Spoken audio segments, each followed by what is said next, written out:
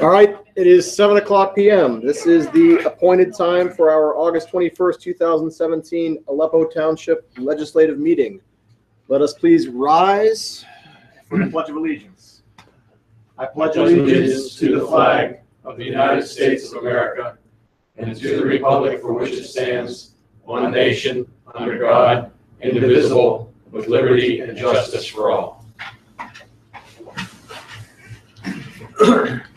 Can we have a roll call, please? President Dobler. Present. Vice President Jones. Present. Commissioner Williams. Present. Commissioner Darrow. Present. Commissioner DePlaga. Present. Solicitor Stone. Here. Manager Patterson. Here. Well, welcome everybody. We have a full house, which is always a pleasure. Hope everybody's having a nice summer, and thank you for coming out tonight. Before we get started, let me remind everybody that our meetings are all recorded. So they're broadcast live. That means that people could be watching them in real time that are not present in this room. They're also recorded and stored on the internet where they are saved forever. So be on your best behavior. With that being said, I will entertain a motion to approve the minutes of our workshop held on August 14, 2017. So moved. Second. There's a motion and a second. Is there any further discussion? All those in favor say aye. Aye. Any opposed say no. Motion carries. Thank you. Our first report is public safety. We got there faster than you thought we would, huh? Yeah. It won't be real smooth. It's all right. All right, how you doing, Chief? Taliban, look, what you got going? Oh, boy. Man, my father called me the Unabomber yesterday, the Taliban. Wow. That's rough. Coming from the chief, too. Here we go. We got the alarms. 1, 2, 3. They're all residential alarms. We have theft reports. It's actually a private contractor sold some equipment to an individual, and they wrote a bad check, so that comes under theft. Criminal mischief. We've been getting calls over at World Vision over here. They do all kind of things with clothing and things around the world. Like if they have a Super Bowl and they print the jerseys up, whoever loses goes to World Vision. So, and they go South America differently. Their dumpster kept getting monkeyed with. It looked like someone was going in the dumpster. What they have is a dumpster with a compactor type unit on it. They kept finding the door to lift it up. Well, it's not going to be in this report, but last week we did catch the people that were doing it. They were going in and taking clothes. They were lifting the door up, taking a ratchet strap and holding the door open. And they were sending a young girl in, a small child. So there's a lot going on with that, but we did catch them. They were taking clothing articles out of the dumpster.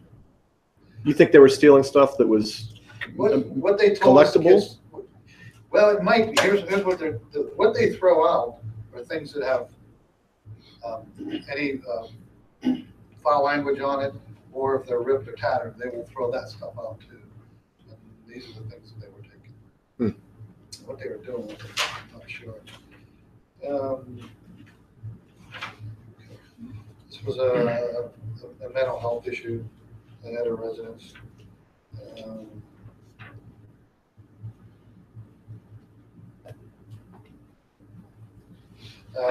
One of those private cable companies that subcontract. Sometimes they don't have vehicles that are marked up and clothing that's marked. It turned out to be a legitimate cable company. Someone called, seen them in the area. Fire calls 1, 2. These are they're firearms. There's 3 of them. Nothing significant. Open door complaint, wires and poles, and trees down. One of those. 2, 3 trees down. 4 trees down. Animal complaints. Stray dog found, no collar. She found the owner. Another animal complaint. This is a raccoon was in a box in the patio. Chased him into the woods. They had 2 young ones with other animal complaints. A raccoon that we dispatched showed signs of being sick. we don't necessarily know if it's rabies or distemper or what it is, but we get a lot of them this time of year. We shoot them and dispose of them. People sometimes say, well, aren't you going to test them? Unless that animal bites somebody, the county won't test it. We assisted Swickley Heights with an issue, 911 hang-up call, a welfare check on an elderly person who was in the hospital, and another. We get a lot of these family members, have elderly family members, they don't hear from them for a while for one reason or another, and they give us a call, and we go and find them, make sure they're all right, 9 times out of 10 are. That's all I have. Any questions from any board members? Matt, anything else? No, sir. Thank you. Thank you. Thank you. You got it. Glenn? Okay, emergency management. Just as someone that speaks a lot, this is way too low to have the stomach of a woman talking in front of a camera. It's behind you tonight. It's not. That's okay. That's good. We had our annual emergency operation center kind of alert. We did it as an educational thing. It went well. We were able to identify a number of areas that we had to work on. We've gotten some of that done. I found out today from Gwen. George wanted a megaphone. She got your megaphone for you. There were 13 or 14 people we identified that may be able to give us help in the case of an emergency. I made initial contacts with all of those, but I've only heard back by either email or phone by 3. I haven't made a secondary contact. That was that list, not the neighborhood people, but the list of this guy might be able to help with trees, this guy might be able to do whatever. Right. So we have to do work on that. The other thing that's still outstanding is the mutual aid agreements. We have to talk about how you want those worded, who needs to proceed with that. I'm not sure if I have the authority to do that. I think that has to be you guys that enters into that agreement. I can certainly get a hold of those companies. I can certainly get them to make verbal agreements to provide what we need. But I'm not sure that I can enter into an agreement between the township and say water quality or whoever it is that is trying to get mutual aid with. So that might have to be you guys. The other thing that came up, you have a letter in your, you're going to have a letter in your packet in a few seconds. Both those around. Give me an extra one because I want to make sure Sally has it because I'm talking about it. We were looking for, there was a concern expressed at the exercise that we have a backup that can function as an emergency management coordinator to run the EOC in the event that myself or the Deputy Mayor Carolyn Nash are gone. We travel a lot together. We do tend to travel a lot. So the name that I kind of floated out there was Sally. Sally was concerned that she did not have the kind of training and background in emergency management or emergency medicine that she would need. I was much less concerned about that than the things that I think she brings to the table, which are a prolonged history in the township. She just tends to be a level-headed kind of person that can keep their cool when things are going downhill very quickly. The emergency management part of it is very easy to educate somebody in. Well, I can bring her up to date on that. I had a discussion with Sally the other day. My one and only concern was overwhelming her already overwhelmed schedule. And she felt that she could handle that and that it wouldn't be an issue. So the recommendation that I have before you is that we use Sally Shipley as our backup emergency management coordinator, and she would take over in my absence or in Mayor Carolyn's absence, keeping in mind that we would be available by telephone and certainly would return to the area as soon as possible if some big thing occurred. We are, this is a biggie, we are, as of yesterday, so I don't have the paper yet, in full compliance for the first time in 15 years. Wow. Aleppo Township is in full compliance of all emergency management requirements. So the last thing that we had to do was to activate our EOC. And I talked to them the other day and explained to them that although it was not a full activation, in that we didn't activate EMS, we didn't communicate with other people and actually run a disaster, that it was actually more valuable because we did it as an educational walkthrough, and they accepted that as our activation, and so that was the last thing that we needed to be fully compliant. So as of yesterday, we're fully compliant. We'll get that documentation shortly. Thank you for getting us there. Excellent. So Bravo. we're there, and that's the end of what I That's have, perfect. unless anybody has any We questions. still intend to do an activate, make believe activation and That's up to Later? you guys. If you want to do that, I'm certainly, up for doing it. I think the easiest way to do that, if we're going to activate, actually would be to coordinate something with Bull, because he has to do it anyway. He has to activate as the fire department. He has to drill every so often. I'm not sure when that is. But that would be the simplest way to do it, would be to just activate the EOC as part of whatever drill he's running. I don't know what their schedule is or whatever, and I haven't talked to him about it, but that would actually be the easiest. But the only other requirement that we have by the end of March is my 3 years are up, and so I have to go from being a certified EMC to being an advanced EMC. So there's 2 40-hour classroom classes I have to do. I already did like the 9 courses that you can do online, but there's no way around it. I have to go sit in 2 40-hour courses, which I plan on doing over the winter, so I'll get it done before March. I think that's it. So we need a motion to appoint Sally Shipley as, you're calling her a Deputy Emergency Management Coordinator? Yes, I'll notify the county that she's an official deputy, which will get her all the notifications that she needs, real time, et cetera. So we need to do that, or you do that by your authority? Or do we need to do that by our authority? No, I can do that, Okay. All right. because it's not an official government appointment. Okay. So you need nothing from us? Just your approval that you agree that that's a good idea. Okay. so Why don't we, I move then that we approve Sally Shipley. I move that we approve your nomination of Sally Shipley as the Deputy Emergency Management Coordinator.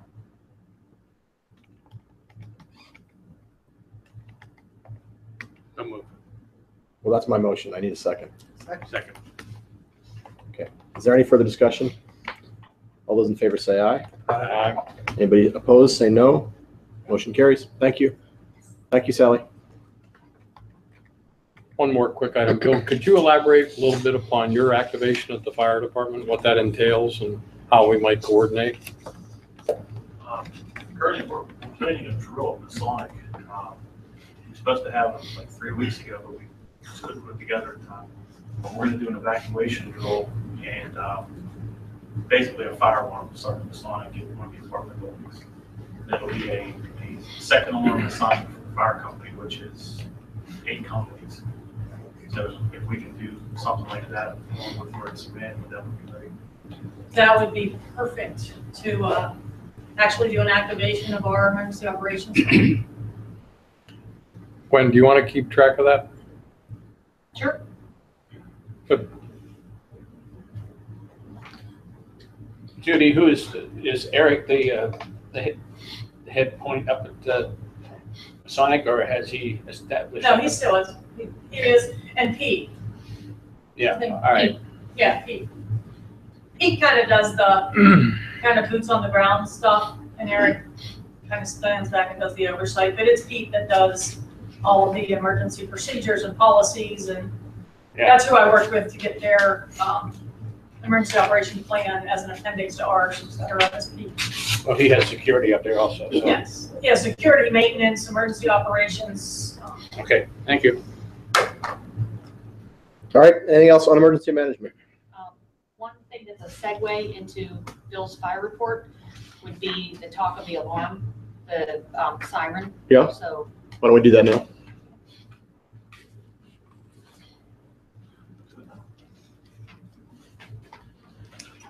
A few months ago, I was asked the fire company if our siren would be used in the event emergency management would be activated and a tone put out throughout the township. We checked with the company that does our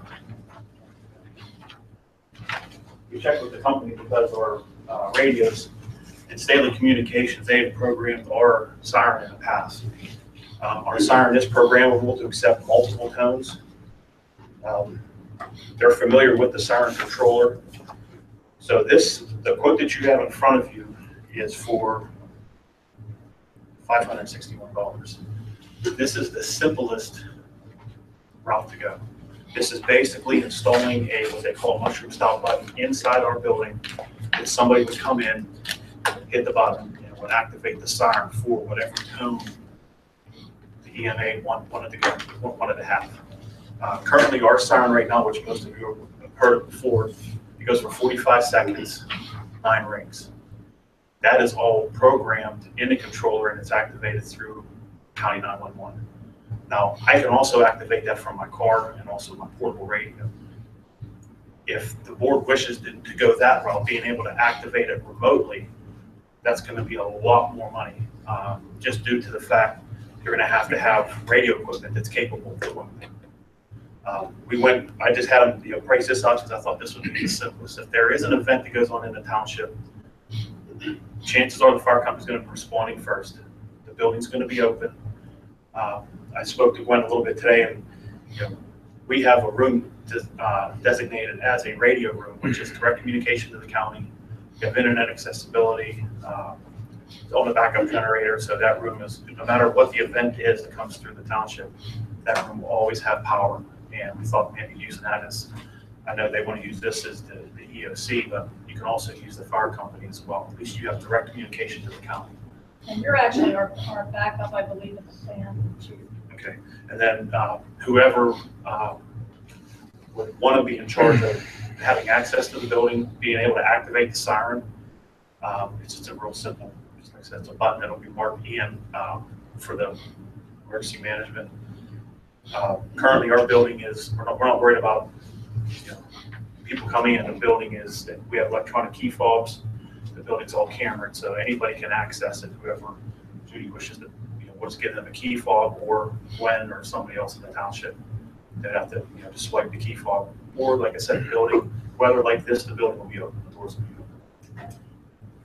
So it's up to the board. If they wish to go this route, it's just a matter of them setting a time aside and coming down and reprogramming. You say when the building is open, are you talking about a 24/7 situation? If we get activated, like in the event that you have a catastrophe in the township, chances are the fire company will be responding first. So the building then will be open. All right. Like I said, weather like this, the doors will be open. In the wintertime, we tend to close the doors when the trucks leave. So somebody will have to have access to the building through the key fob. And we have no problem issuing those out because they're all recorded, they're all tracked on a computer. Anybody keys in, it logs it in. And now we just upgraded the building for surveillance. So this is your recommendation? I think that's the simplest way. Yeah. And most cost effective. And really, and it's easily trainable. Somebody can just walk in, all they do is hit the button. Or, in an ranger Ready? emergency, if the fire company's called out, you can just authorize him to push that button. Yeah. We don't have to go do it. Ready? If you're out, hit the button on your way out. I think that So the biggest problem that you're going to have is educating the public on what this tone means. Yeah. Because right now, when the public hears our siren's different than Swiftly. Swiftly has a horn, very loud, obnoxious. It's a real short blast. You hear ours, it ramps up, it goes down. You're going to have to educate the public to know what your tone means. So that's going to be a little bit of communication by the board or by Judy to let everybody know exactly the differentiate the two tones. And you guys had a conversation that's actually pretty enlightening to me anyway. Your feelings of reverse call on the phone versus the use of a siren.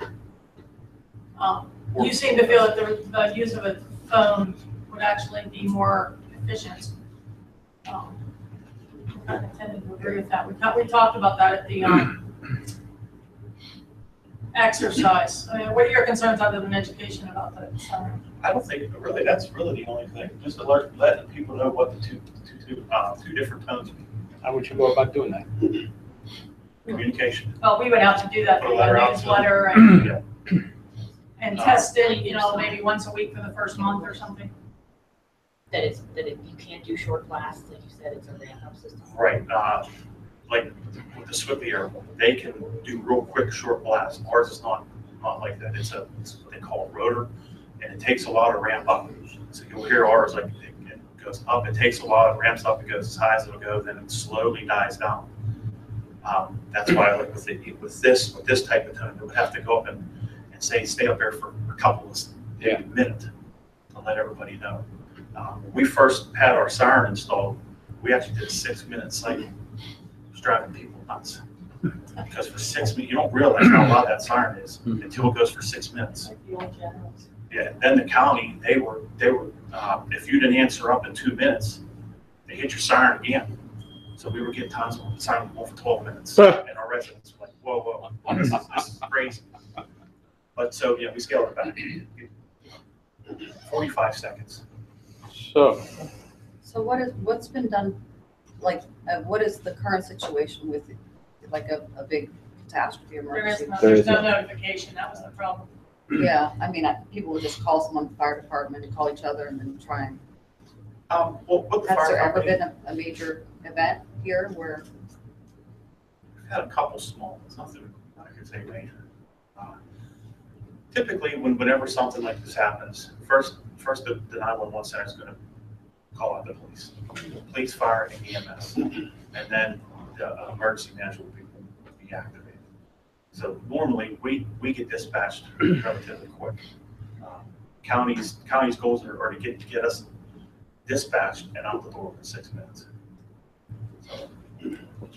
so, the sound that this would make, is it on the building and the alarm is on like a generator? If we had a major power outage, it would still go off? Yes. Okay. One thing that Judy was talking about was the reverse 911. We currently have that in authority. Some of you already might have gotten a call in the event that there's something going on with the water system. We have a water break. Our secretary can actually put out a notice to certain streets, certain residents, or put out a notice to everybody in the township that there's an event going on. I know a lot of municipalities around here use the active, not the active, that's our fire department. There's a reverse 911, and they use it for schools, they use it for police departments, anything that goes on. It's a real quick notification. And you as the end user, you decide on how you want to receive. You can receive them through cell phones, home phones, computers, email, however you want to set that up. And when we looked into it, it really wasn't that much money. I think our program is we pay for what we use. You can also do a subscription where you can do a year subscription, use it unlimited. Boone Township, they use it for everything. Police, fire, water, school. The gentleman that I work with, he is constantly getting alerts almost weekly, especially when school starts. But you have something to add to that. I had one proposal here from Swift Reach, which is the company that they use. They did not offer us a per call plan. They said that for small communities, it's not cost effective for them to do that. So they offered us an unlimited annual subscription of $1,250 a year. So it's less than what I thought I was going to hear over the phone, but that's $1,250 a year for a reverse 911 system. System always is only as good as the numbers you have in it, so we have to really do a good campaign to get people's phone numbers for this. But You find out something. At least that way it's short. We know whether we're 50% or 75% or no percent. and it does give you reports on what numbers it reached, what numbers answered, which ones didn't. So I mean, it doesn't just dial once; it gives you reports on it. We could integrate these phone numbers into the emergency management page on the new website. Matt and I talked about having a form up there so that people, because we also have to do a better job of capturing our specials people outside of Masonic. There's really no way to update. I originally did it when I first came on and located where, our people that are on oxygen or our people that need out to dialysis or whatever their special needs are. But that's impossible to update. We sell 20 some places in the Manor alone every year.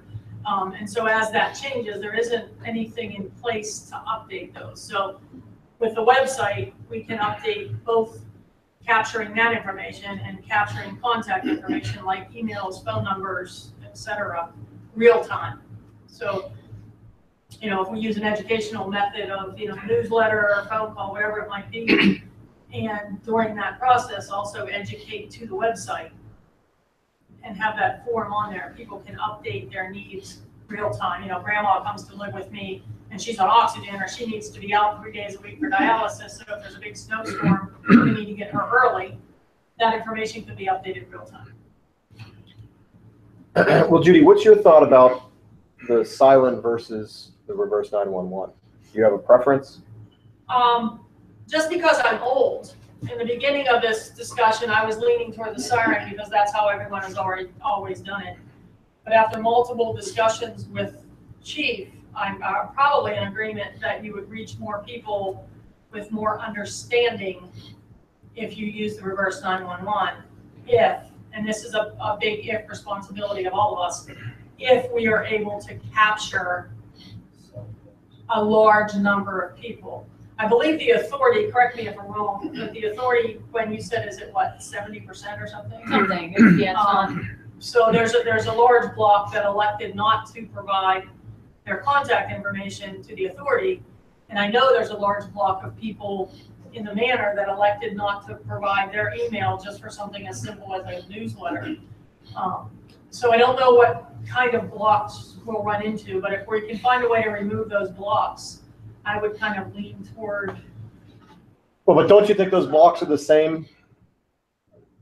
One way or the other, we've got to get to the residents. So we've got to either get to them to explain what the siren's going to do, or we've got to get to them to get their email address or phone number. So that obstacle is the same no matter The only advantage of siren over the 911 system is that you catch the people that don't live in the town. Well, no, that wouldn't work because they wouldn't know what it is. Right, but if someone was out without a phone, they would hear the siren and know to go to the website or whatever it is. I mean, that's really seems like a one-time cost. Yes. Program, it's a one-time cost to reprogram the siren, then this would be an ongoing. So year one, if you decided to do both, it would be higher in year one, and then So it'd be like 1,500 or 500 for like 1,800. For both? Reverse nine. Reverse. Wait. for both. Don't we have mailing addresses for essentially everybody through We the do. authority? Mailing addresses we have. So we could send a notice that basically said, for the next 3 Saturdays or whatever, at 10 o'clock, we're going to be testing the new siren for emergency purposes, as opposed to, I'm thinking about people are getting away from landlines and using cell phones and changing numbers constantly. I don't know that you'll ever get a really reliable database, but if you spend a little time just making noise every Saturday for a couple of weeks, you might get people tuned in. The one advantage of the 911 is, correct me if I'm wrong, Chief, but you can, like you or I can notify full or partial remotely. Yes, Judy? Yes. As far as the reverse 911? Yes. Oh, yes, you can. Like, for example, we had that issue in the manor. Could I have notified the people in the manor that we were going to close Swiftly Ridge for several hours? Yes. And see, that's an event. I could have just notified the manor or the ridge and said, you're not going to be able to get out of the ridge for the next 2 hours. We have an incident going on. It'll take some programming, but it's a GIS system, so you can give them the data to program and select which roads you want to hit for the certain properties and the associated phone numbers. So And the other thing is you have to have somebody that's going to be able to key everything in. So if it's going today, when it's here, that's no problem. But if after hours, somebody, probably emergency management coordinator or somebody on her staff would have to have access to the website to key in the information quickly, and sooner the better. which would be part of the book, that magic book that we're keeping. So, They'd have to be trained, available. Is the siren heard throughout the entire township? all depends on the weather. If it's a nice clear day, I can hear it at my house. Okay. But not, say, Bixwood and Berdeen might not have a No. good chance of hearing them. Gwen, you have a verbal proposal from reverse 911? I have a written one. A written one? I have one copy because I'm just not even passing. That reverse 911 pretty simple. You just pull the computer screen, you pick a road, just draw a circle on it. And we got loves that system. Use it for everything. It's He said that.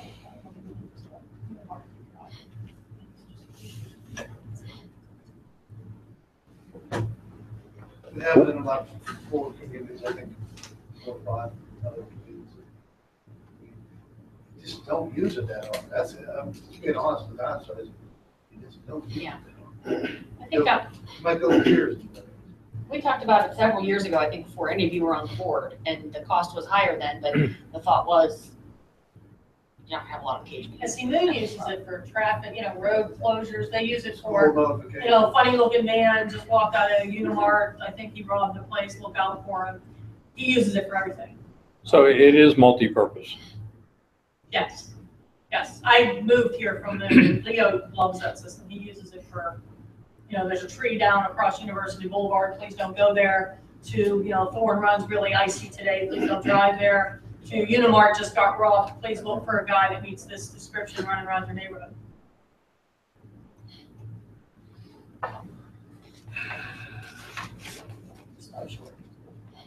So for cell phones, does this like bypass if your phone's on mute, like, like some of the emergency, when you dial 911, it'll call you back? Actually, that depends on how the individual has their phone programmed. Yeah. It does come in as an emergency alert, I know that, but you don't have to have the emergency alert function on your phone turned on. That's the same mechanism that you get weather alerts, that you get, child lost alerts. Amber alerts, yeah. Amber alerts. So would it be better to have both systems versus just the one? Well, This is a one-time. I don't consider it overkill for $561. just to I mean, have both. if it saves one instance, then it's certainly got to pay back. Why don't we take them one at a time? Why doesn't somebody make a motion with respect to the? I move to authorize Bill Davis of the Aleppo Township Volunteer Fire Department to implement the proposal from Staley Communications Incorporated to program our alarm system for emergency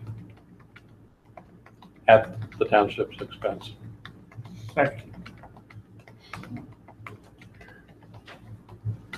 Okay, so the motion is to authorize Bill Davis to implement the proposal to program the alarm system for emergencies at the township expense. What you want it to be? Okay, any further discussion with respect to that motion? I think, oh, go ahead.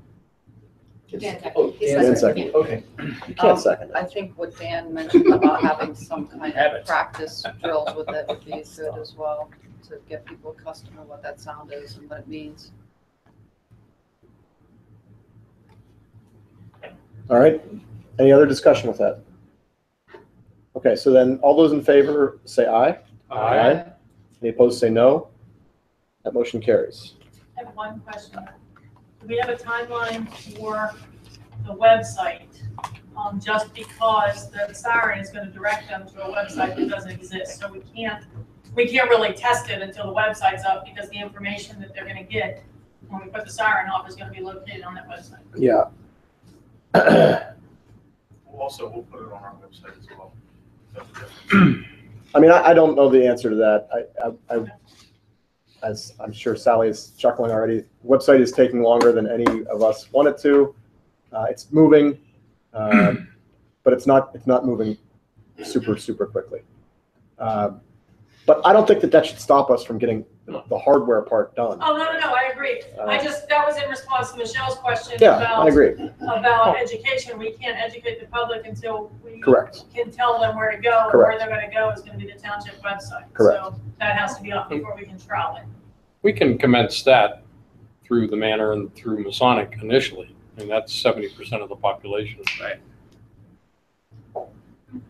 Okay, so then what about with respect to the motion for the proposal for the? I'd like to make a motion that that we install the mass notification and public alert proposal from Swift 911 as per the proposal, quote in my hands, basically to meet all of the specifications in the prior. Do we really want to do that before we have gotten to the point where we think we have sufficient number of phone numbers to put into the system that it's going to do some good? It's an annual charge, right? It is an annual charge. It's an annual charge. Well, the database that the authority has can be easily dumped into your system. So you'll have, and I don't know what the number is, what's at 70%. Procedurally speaking, why don't we just take a heartbeat here and see if we have a second on this motion? Second. Okay, so there's a motion and a second. Now turning to discussion. So the question Commissioner Dare is asking is well taken. What do we think in terms of timing? And so Chief Davis is saying that doesn't bother you? You think we'll be able to plug that in? I think once you get signed on with them, the database for the authority can be logged in. So you'll have a fair amount of people already. I'd like to kind of, I think, I believe that that's the case, but I'd kind of like to validate that, and I don't see a big rush. You know, if we make certain we have the database that can be easily transferred, we can do this next month. Yeah, when we bring this up next month then. But Bill, you're recommending it's a good idea to do both? I believe so. Okay. And then Gwen, I think I know the Yeah, answer to this, absolutely. but later we're going to hear a discussion of another GIS proposal. Any overlap? Gets gray. Possibly, but maybe. Yeah, real clear. There's mud there. Yeah. Let me get to that proposal and maybe. I'm wholly with you. Yeah, absolutely. That was a lawyer's answer. Practice. Don't turn me into the All right, law. so- Wait, Gwen, can I ask you, is there any, with this proposal that you got from Swift 911, is there any time sensitivity to that? Does it expire or are they? I don't think so. I'll call them back. I mean, I didn't think we were gonna talk about it all right yet, so I don't have any other proposals yet or anything, so. But that's the system that they use, so the more people that are educated on it, the better. If everyone in the building uses the same system, I think that's a good idea.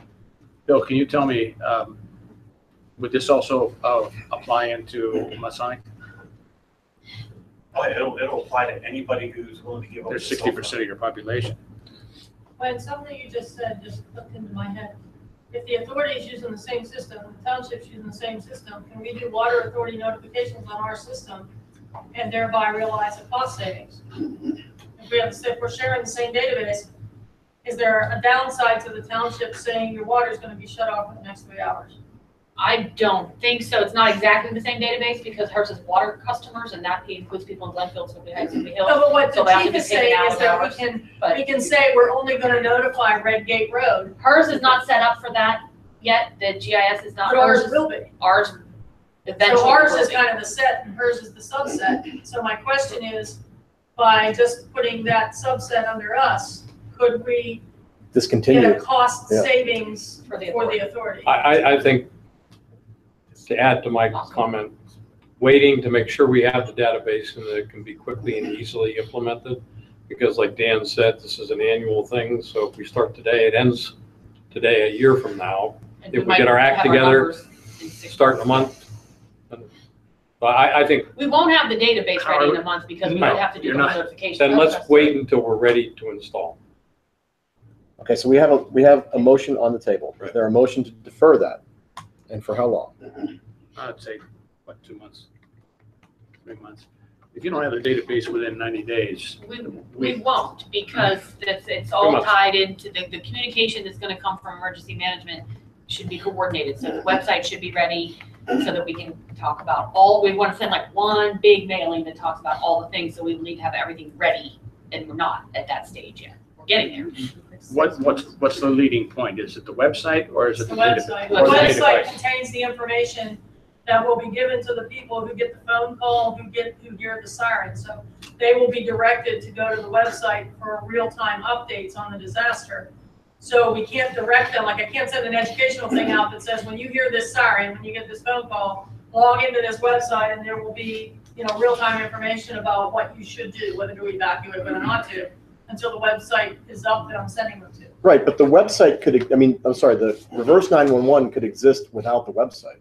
That's You could my- very that was easily my call question. Yes, that say, one could, hey, the siren could Yeah, that was not. my It's question. just the Right. communication for the whole system could, Yeah, yeah. But our I'm more capture- concerned with, Our capture of phone numbers is gonna be done on that website. But you could do the capture of contact information on the existing website now. You don't have to wait for the. correct. But none, And The sooner you And if you had an emergency, while you're waiting for the website to get together, the reverse 911 could step in for the people, for the 70% So that there's we already one we have. want first. That's your fail-safe. The sooner you start to capture that information, Correct. the better off Correct. everybody's gonna be. And My- making the decision to go with the reverse 911 gives you incentive to get. To get the website going. Well, and to capture the information. Right. When my question was not so much on whether it's a website or whether it's a database, it's the quality of the database that we have to capture. So I think that is. We'll be, go ahead.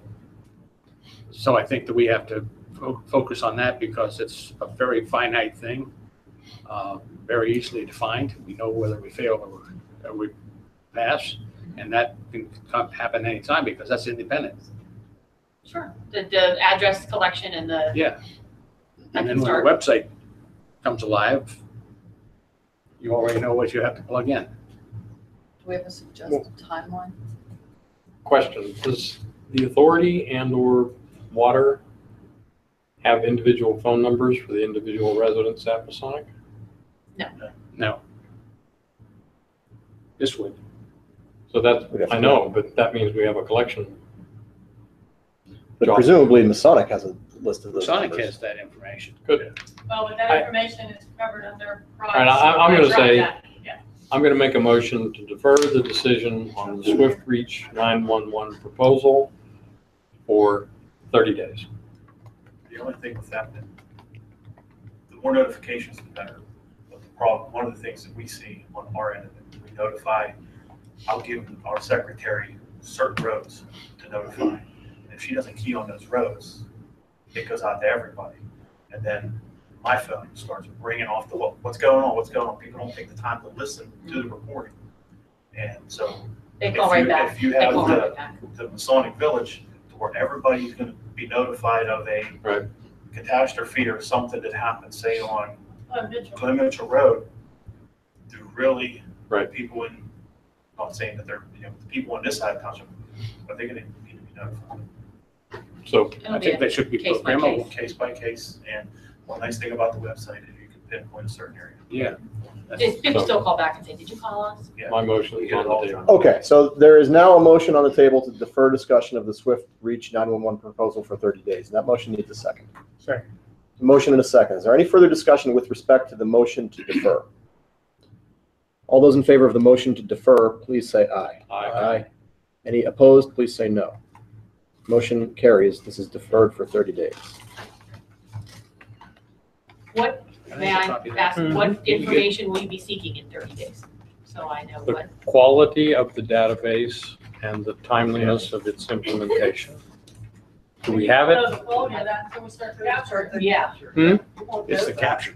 So we start to capture. The information. Well, then we'll start to capture. Yeah, but that's what we're asking. Why Is do you your want to wait goal, 30 days for that? like, do you want us to start trying to capture that information in some question? Yes. Yes. I mean, I think we should start to pull together our various sources. So look at the water system, see what we have, see how many numbers we have, see what we can get from Sonic, start getting numbers from Sonic if we need to. Well, can't you have, particularly at Masonic, it seems like you could have a sign-up drive pretty easily. The only way you're gonna get Masonic is to get it from individuals. Eric and I already had that discussion, although he has that information. When he got that information, it was with the understanding, in fact, in writing, that it would be held private and not shared with other entities. And so he said, as much as he understands the need for it for emergency management, he cannot give us the contact information for individuals. So Maybe that may have been what the authority communication was also, that it will only be used for water notices and not shared with yes, anybody else. So I have to check. so We we may have to just do start from the ground up. We Yeah. would have to send something to each resident address at the Masonic and request their response. Or, can't we just sit there with a clipboard? Well, Sure, I could show up at one of Yeah. their meetings and do that too, but you're never gonna get all of the residents in one place at the Masonic. Well, no, but You you can can start. start close.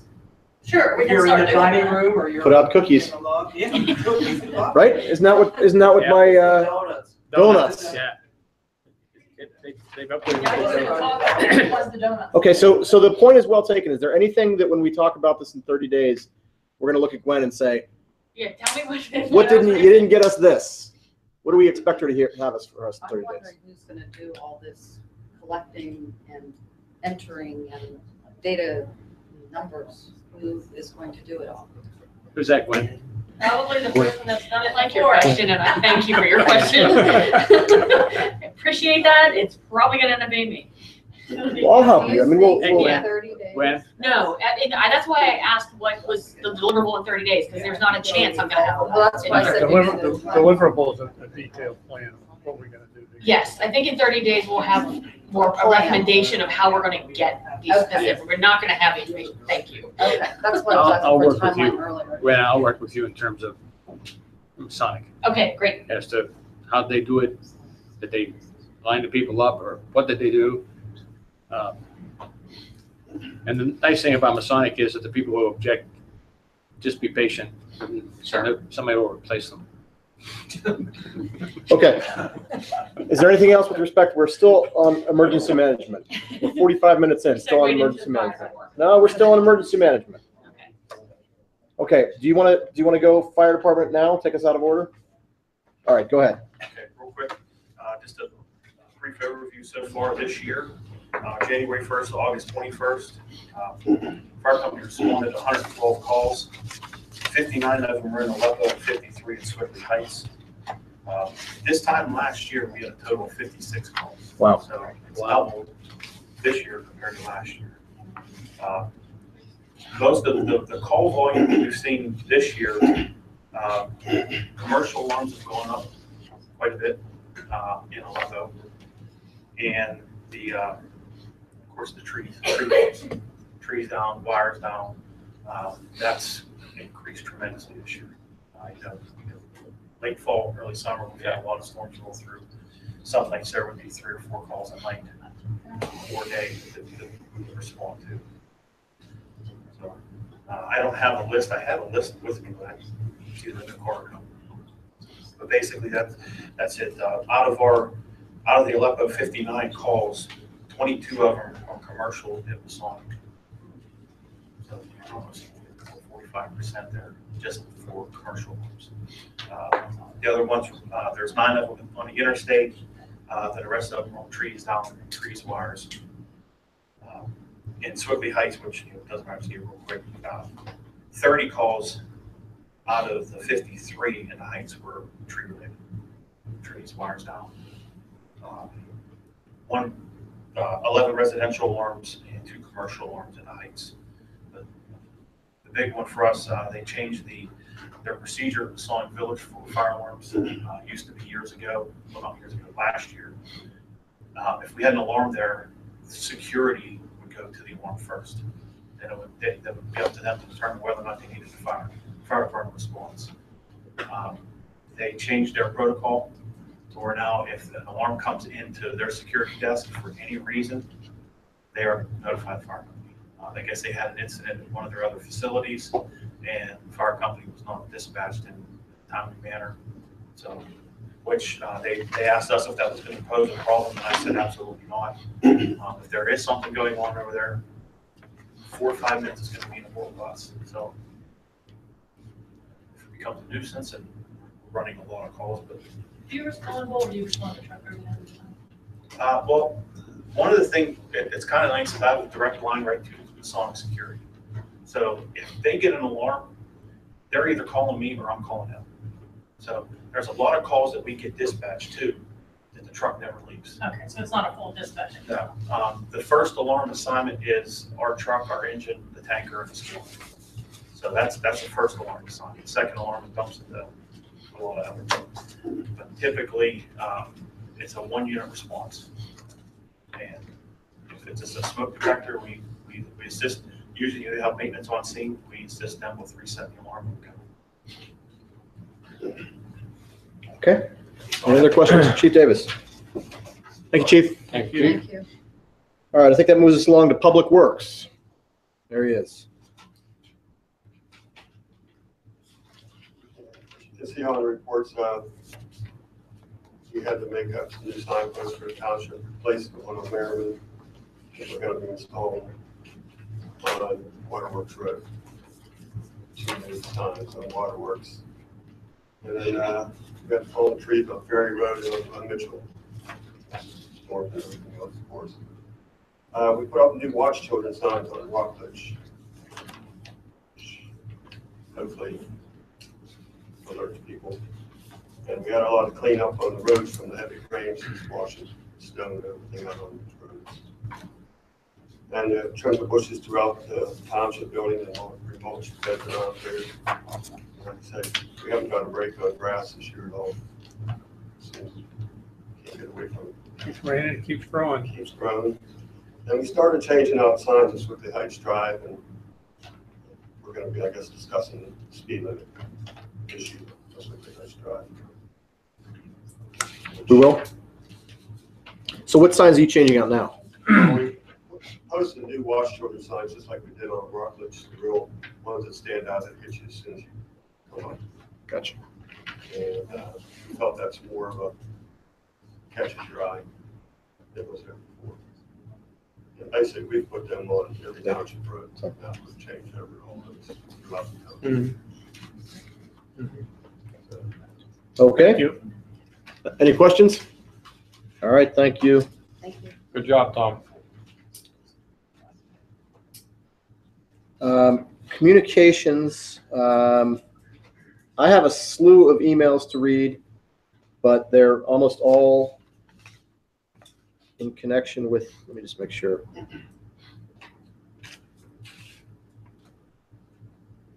Well, here's one. Edith Yeager. Matthew, will anything be done about the deer problem on the ridge? I spray with deer repellent weekly, and it doesn't help much. So I don't know that there's anything for us to do about that. We looked at deer issues pretty comprehensively about 6 months ago, and came up with the conclusion that there was not much for us to do. Does anybody have any motion with respect to that? I hear none. The other issue, I got an email from J.R. Henry from Valley Ambulance Authority with respect to the conversation that you had last week concerning MC as the representative on the Valley Ambulance Authority board, but I guess that's coming up later as well. He says MC would be great. And the rest are only with respect to the issue that we're going to have in a minute concerning the signs. So I'll save those for them. So that's it for communications, planning and zoning.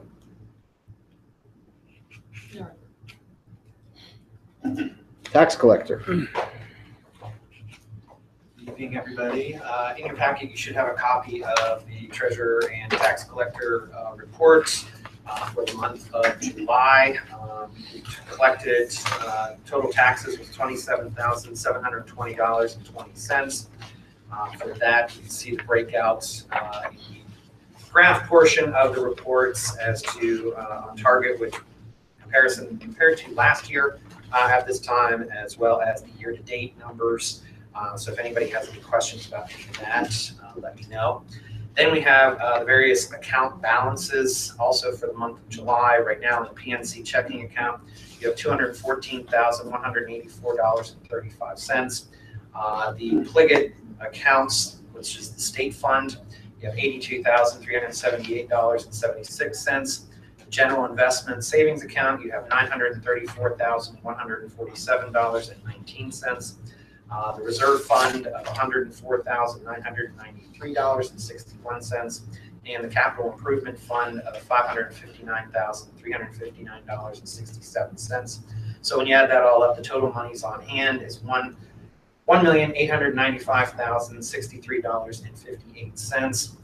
When you subtract out the pledged funds, which is the capital improvement and the reserve fund, take that out. You also take out the liquid fuel funds, the targeted funds, and so your total net operating funds is $1,148,331.54 for the month of July. And then you also have the two sewer bond account and the capital improvement account balances there as well.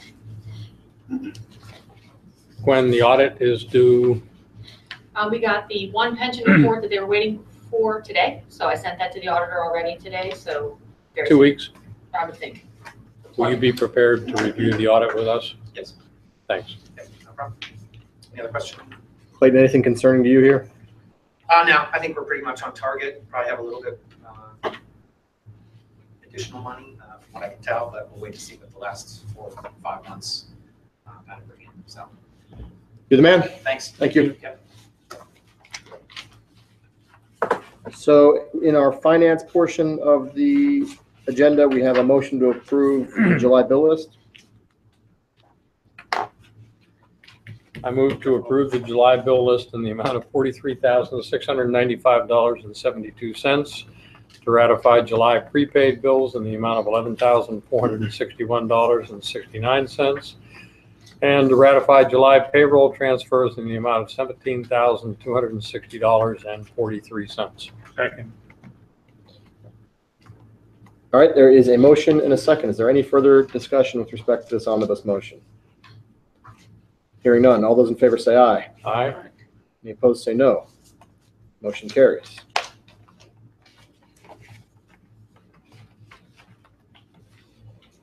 Anything else finance related? Okay, Aleppo Township Authority. I have nothing to report this month. All right. COG, did this report, was this in our, when was this in the packet? Yes. Okay, so I won't read the whole report. You know, we're hearing GIS. We're going to hear about that from our engineer. We heard about that with respect to the reverse 911 as well. And I guess maybe for those who are wondering at home what GIS is, it's worth pausing and somebody who's best. Can you tell me best in one sentence what GIS is? It stands for Geographical Information System. Think of it as, I think everyone thinks of it as mapping, but it's really a giant filing cabinet. It is truly a data management. Everyone thinks it's the pretty maps you see on the wall. That's just one little piece of it. It's actually taking actual data, as we were discussing before, organizing it and putting it into geographic locations. One of Susan Hockenberry's big visions for the COG is helping work with the GIS systems, whether that is coordinating the systems at large or it's inputting data in there. So she had 2 interns over the summer, and they were working on projects aimed at putting information into other communities. They obviously didn't do anything in Aleppo, but they did one with respect to, I guess actually the COG didn't do this. Edgeworth did their shade trees. So they went through in their GIS system and they input every shade tree that they have in Edgeworth. The COG's projects were geared towards identifying blighted properties in other municipalities. So she sees this as something that she can be helping us with in terms of feeding data into the system that's maybe more than just what you might see on a simple map. She also had a program where they inventoried different assets for public works departments and asset replacements. So the idea is very, very similar to the purchasing power idea that we always think of with the COG. But if we can maybe align times where we're going to need to be purchasing assets with other communities, and know that maybe if rather than buying a truck this year, if we wait for 1 year and we buy a truck at the same time as 2 other municipalities are buying trucks, then maybe we'll get better values for those. So she starts by trying to go through and figure out what assets all the different communities have and make a database of all those assets. And that's sort of what you see in that fancy color there. She's indicated to mark our calendar for our household hazardous waste and e-waste event on September 23rd, 2017 at Avalon Community Park. The last program was a big success. It was the first one that's been done under Susan's watch, and it was really, really viewed by all to be very successful. The fire chiefs were discussing the Act 172 tax rebate program. Were you part of that discussion? Okay.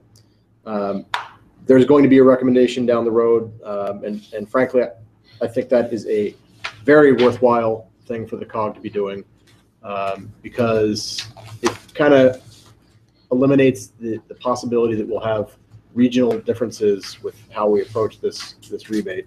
And as she was saying, that makes a lot of sense, because that rebate is based on where you live, not where you work, correct? So it would be at least seen as unfair. Whether or not it is truly unfair, it would be seen as unfair if different departments were doing different things with this, and people who lived in one community but worked in another one were getting different benefits. So to have a uniform approach to this is something that's worthwhile, and she expects that she's going to have a recommendation for that. Mark your calendars for the COG dinner, October 18th, 2017 at 7 o'clock p.m.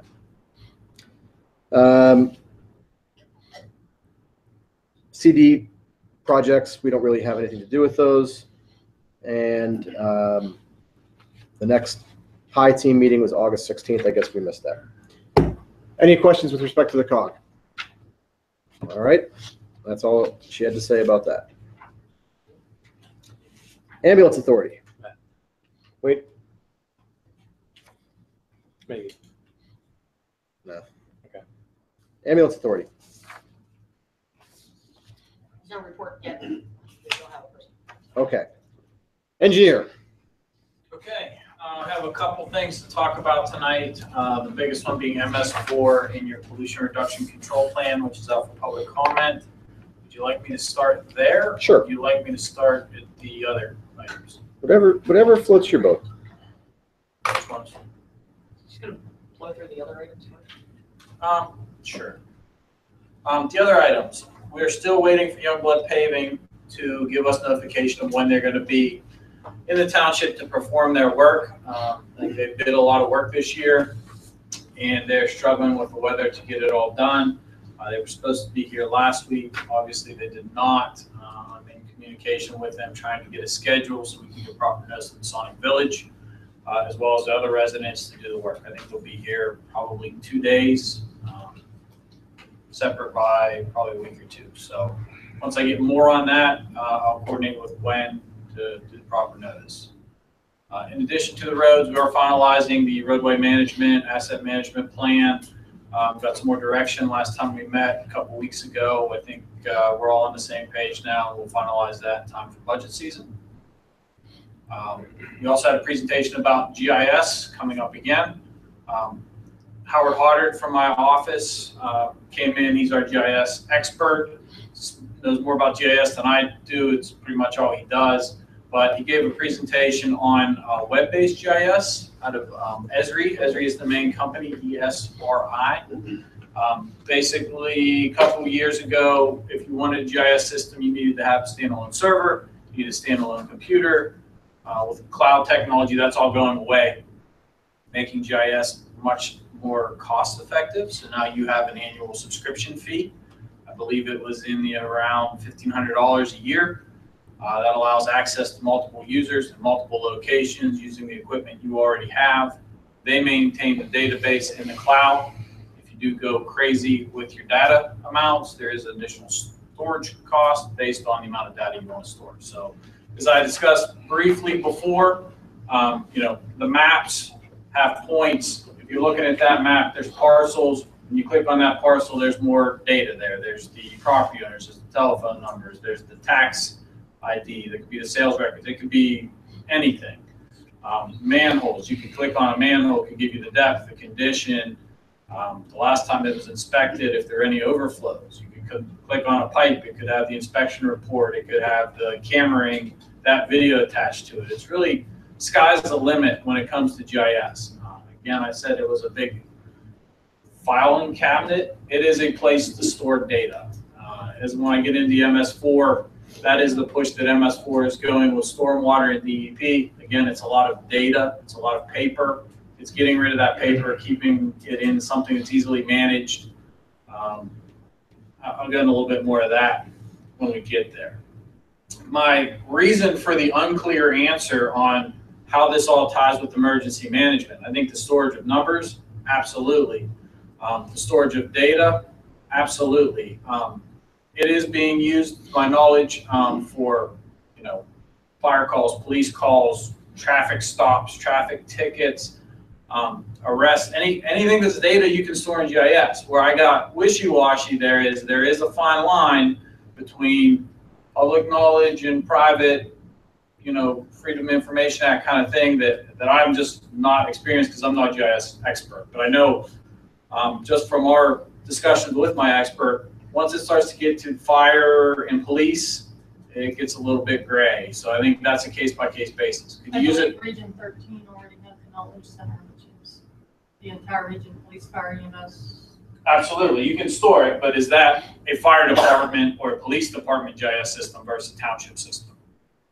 I think it's all the same. It's what data do you want in your system versus that system. So again, I'm not an expert on that one. I'm sure you could talk for days on that, but if we're looking to store telephone numbers, you have everyone to call when there's a water outage or a tree across the road. I think absolutely that's fine. It's just what limit you stop that. So that's kind of why I was wishy-washy on that. So gave the presentation. Sounds like something the township may be interested in, especially after tonight. We're providing a proposal. I'll have it to you next month to do those services, either this year or for you to budget next year for that. Any questions on that? Because I know GIS, we've talked about multiple points already tonight. Just quick comment. I think you can now determine why I said wait a little bit. And number two, Gwen was very excited about the presentation. And I think she sees the installation of their proposal as very beneficial to her job, right? Yeah. A GIS system. So they'll have a formal proposal in a month. Right. And you already have some GIS data already. I mean, you're seeing the maps that we're doing for you. That's all GIS data. There's just not a whole lot of data attached to it right now because we haven't inputted. It's more of the picture part of it. So again, it's not a huge jump. You've been doing it. You have some of it. It's just a little light on the data. Other items, Squiggly Heights Manor core borings. Solicited 2 prices.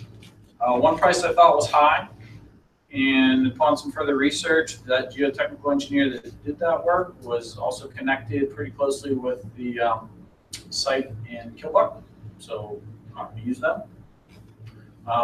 Also did a local contractor that did it out of Coriopolis. They went out of business this summer. I have a third price. They have priced it on a per hour basis. I want them to refine it down to an actual per job. So you have a finite price, not just we'll do it per hour. I want to estimate a day. So stay tuned on that. But seems like based on some initial calculations, that price is going to be better than the first one we had anyway. So I think it's good. Can you explain the reason for that? The core, why we're doing the core drilling? Yeah, why? The core drilling on that one. So the pavement in Squiggly Heights Manor, in terms of pavement, isn't that old. For whatever reason, it has blown apart. We don't know if it's drainage under the pavement, freeze thaw, causing it to move and expand and pop. If it's a bad material, so in Western Pennsylvania, a lot of steel, a lot of slag. Some of that slag is expansive. If that stone material is under the pavement, no matter what you put on top of it, when it gets wet, it's going to expand, contract, and blow the road up. Or it just could have been a bad asphalt mix design. Before we spend a significant amount of money, we want to do a couple cores, get some samples, and figure out, is it any of those? Is it one of those? Is it a combination of those? So we can make the best guess. I think where we are is probably reconstructing that road or significant portions of that road. However, we want to make sure we know what the problem is before we go crazy. So, yes. Quick question. You said it wasn't that long ago. Are there any warranties, any maintenance bonds, anything that? I think it was early 2000s. So beyond that time frame, but you typically see 30 years when you look at the traffic in that area. It's not heavy trucks. It's the garbage truck. The school bus doesn't go back there. The road is just alligator cracked and deteriorating to the point where when it's mostly car traffic, you wouldn't think you would see that on that type of road. Talking about Squiggly Heights Drive? Yes. Which cycle? School bus goes all the way back. It does go all the way back. Yeah. Which part of the road is affected? Through the upper part, through the turnaround, up around the townhomes. which part of, like, the very end, like at the cul-de-sac? Pretty much from the entrance all the way back to the Through the cul-de-sac, entire you're seeing manor. it through the entire. And you're part of the road. seeing subsiding along that Yeah, route. there's something going on in that pavement that isn't quite normal for a road of that traffic. So, Okay. any other small items that I've missed before I go into MS4? Well, I want to go back through a couple items that we talked about. So, Hill Road and School Street. Yes, Are you confident that this is going to get done this year? yes, they are under contract to get it done this year. We have issued notice to proceed, and we can start taking liquidated damages once the contract expires. Which is calendar year? End of the calendar year? It's days. I think we gave them 60 days from when we started. We're probably about halfway through. I'd have to look up the exact days, but they are on the clock. Okay, so when is the you don't know when the drop dead I date don't is? have it off the top of my head. But it's by the end of September for sure. Yes. Yeah, they are in, it has to be done by the paving season this year, so. Great, that's what I wanted to hear. Long-term road paving plan, Yes, finalizing some assumptions on that. We should have that for you next month for sure. by legislative meeting next month, we expect to have that. Yes. Okay. And then paper maps of the township and region for emergency planning, have we gotten those? I think you do have them. I'm working with Gwen. We have done some maps. They're around. I think, Gwen, we're just waiting for you to give us I a need sense. to talk to Judy and see if what we have is what you're looking for and get your input on what more you might want. But we I do just have some. basically need a current street map of the township for evacuation purposes. We've done two. One was a street map of just the township, and then one was a bigger picture because the way Aleppo is, the roads are in and out. Right. It shows kind of the whole corridor, travel Okay. corridor. We have those. If you need copies, just let us know. We'll make copies. But I think you have what you need already. So we want a couple copies to throw in, right? Yeah. So we can write on them, right? Put big X's. I need one at home. So. Yeah. And Okay. Township already has it in PDF format, so Okay. they're electronic as well. So you have what you need on that, Gwen? I believe so. Okay. All right. You ready to start this? I am. And I'll apologize up front. I'm used to running the presentation, so I'll do a point or a next slide or something. You just tell me, yeah, just holler it out. Okay. So, as part of your MS4 permit, your pollution reduction control plan, and I will apologize up front, there are a lot of acronyms in here, and I'll do my best to describe them, but if I miss something, please holler. It's all acronyms. This is the PRP. It is in draft format. It's currently out to review as required by the next stage of your permit, so it's out for public comment. This meeting fulfills the requirement of a public meeting on the plan. Once it is done, once public comment period is over, any public comments that are received in writing will be included in this plan, as well as the advertisement for the plan, as well as some documentation that the meeting was held. And it'll be submitted to DEP by September 16th for their review and comment.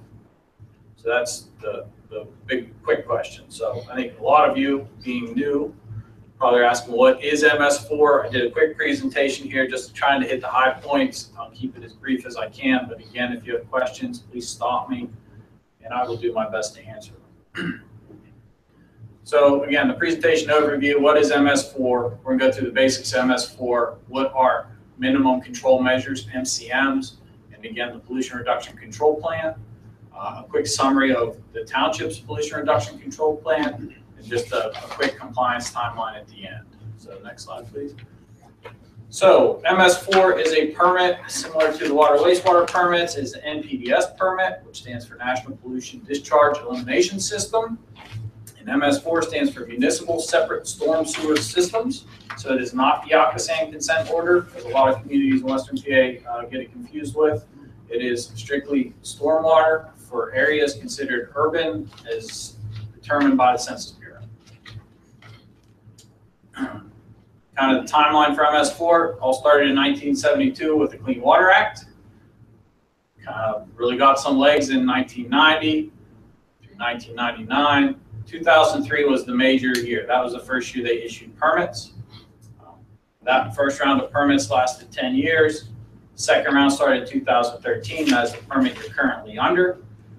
And then the third permit is the one we're going to be applying for in 2018 with the pollution reduction control plan. I'm sorry to interrupt and ask a dumb question. A permit to do what? The permit is to regulate stormwater. Okay. So we're applying. Discharging municipal stormwater to a receiving body such as the river. Yes. Okay. So we're applying for a permit to take our water into the You're Ohio River. renewing your existing permit. Gotcha. To put our stormwater into the Ohio River. And every stream of the Commonwealth. Okay. So. Good. Thanks. So again, this is an EPA program administered by PA DEP. It is under the NPDES permit. The township is under a general permit, not an individual permit. Individual permits are for communities that discharge to high quality waters. There are state mandated requirements. Those are the minimum control measures, MCMs. And the ultimate goal is to increase the quality of the stormwater that discharges from urbanized areas. Next slide, please. So MCM 1 and 2 are very similar. They are public education and outreach and public involvement and participation. These are the flyers you see outside of when it rains, it drains. This is part of your permit requirement that you're doing and may not know you're doing is your Earth Day event that you did last year. That counts as part of this. This is getting the public aware of things you're doing or things you shouldn't be doing in stormwater. So this is where you tell people, don't dump your used motor oil down the drain. Don't dump your paint down the drain. You may see in the city or in some urban areas a little picture of a trout on the catch basin or a picture of a fish or spray paint that says drains to a river, please stay clean. Those are parts and pieces to meet these requirements. These are some of the things that people are doing. You said this on the slide before, but MCM is minimum control measure. Minimum control measure. Okay, thank you. All right, next slide. So MCM number 3, illicit discharge detection. This is the pipe with the green ooze coming out. The township is supposed to go out, inspect each one of their outfalls, pipe or swale that discharges to Commonwealth. Swale. What's swale? Ditch. Okay. Channel.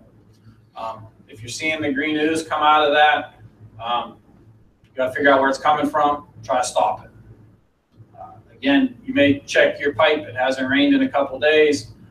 It's running water.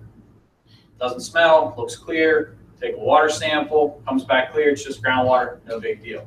Maybe it comes back sewage. Maybe it comes back something else. You need to investigate it. You need to figure out where it's coming from and try to get it fixed. That try to get it fixed may just be notify DEP, but you need to document, and they'll keep coming back to what is MS4. It is documentation that as these things persist, that you have a record that you're doing your due diligence.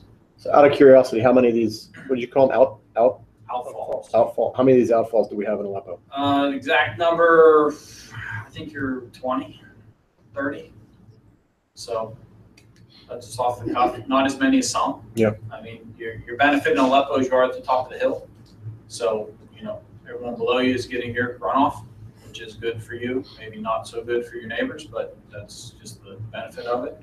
So again, these items that we see, a couple of pictures, the dog, I find the dog hilarious, but that is a big contributor to runoff, not cleaning up after your pet waste. That's a public education thing. That's how this all ties together.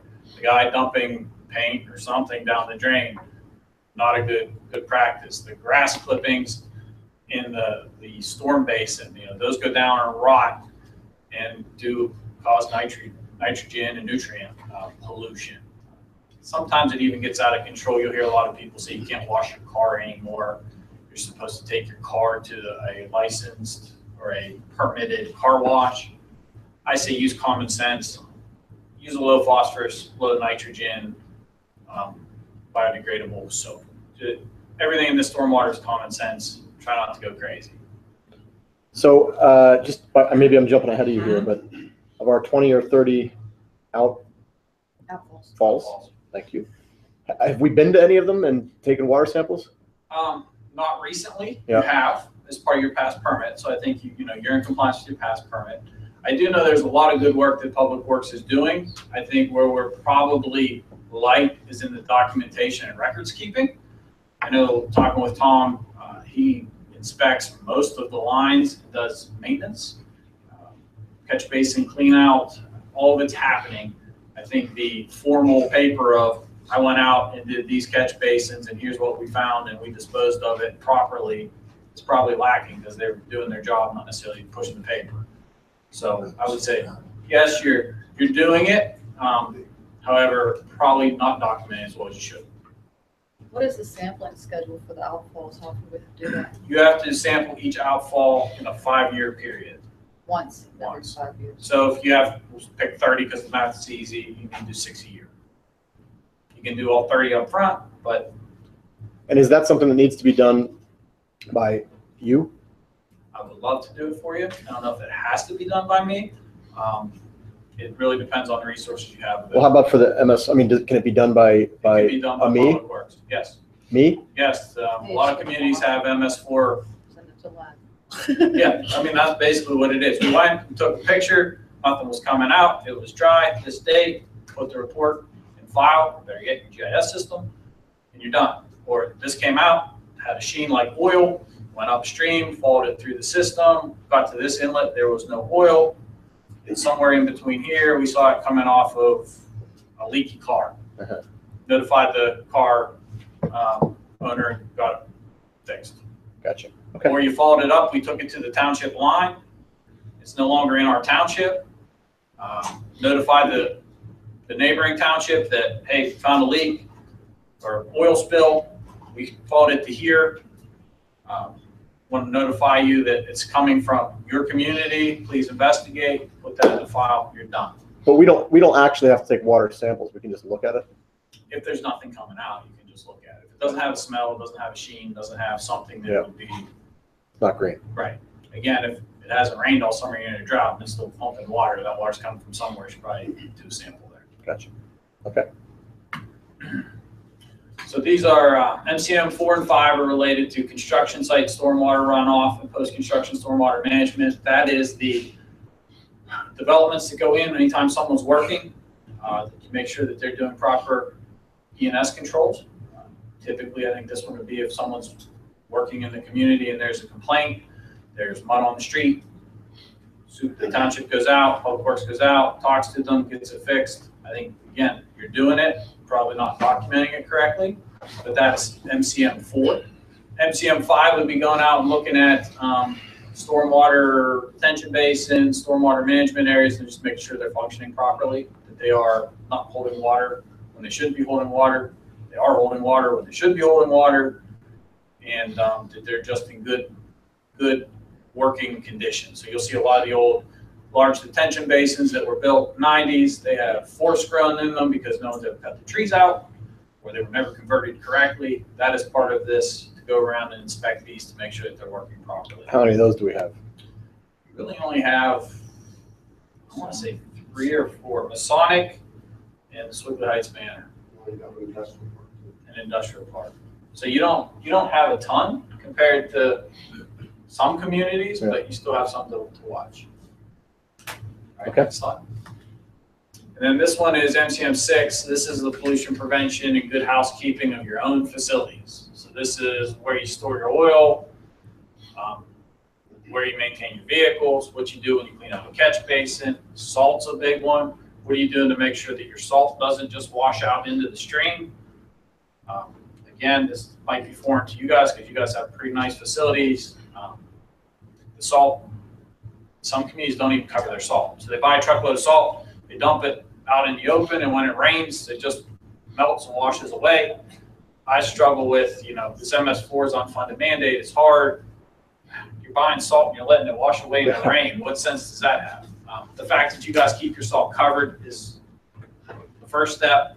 The second step is, where does it go when it does rain? Does it go to a catch basin? If it does, what do you do to try to keep it out of the storm system? So again, I know it seems like common sense, but you put salt and it needs to be covered so it doesn't get in the stream. Then you take a whole bunch of salt and put it on the road in the wintertime to melt the ice and snow.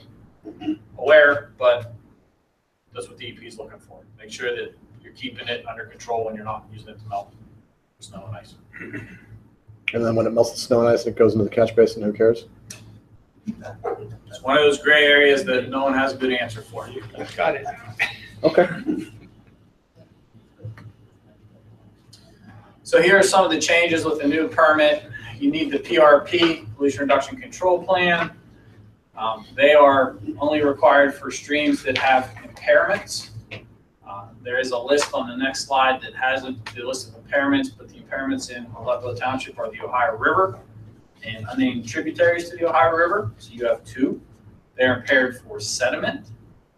And as required, due to that, you are required to put together a pollution reduction control plan to identify how you're going to remove 10% of the annual loading of sediment out of the streams by 2013. So a 5-year period. We'll go to the next slide. 2023. 23, I'm sorry. Okay.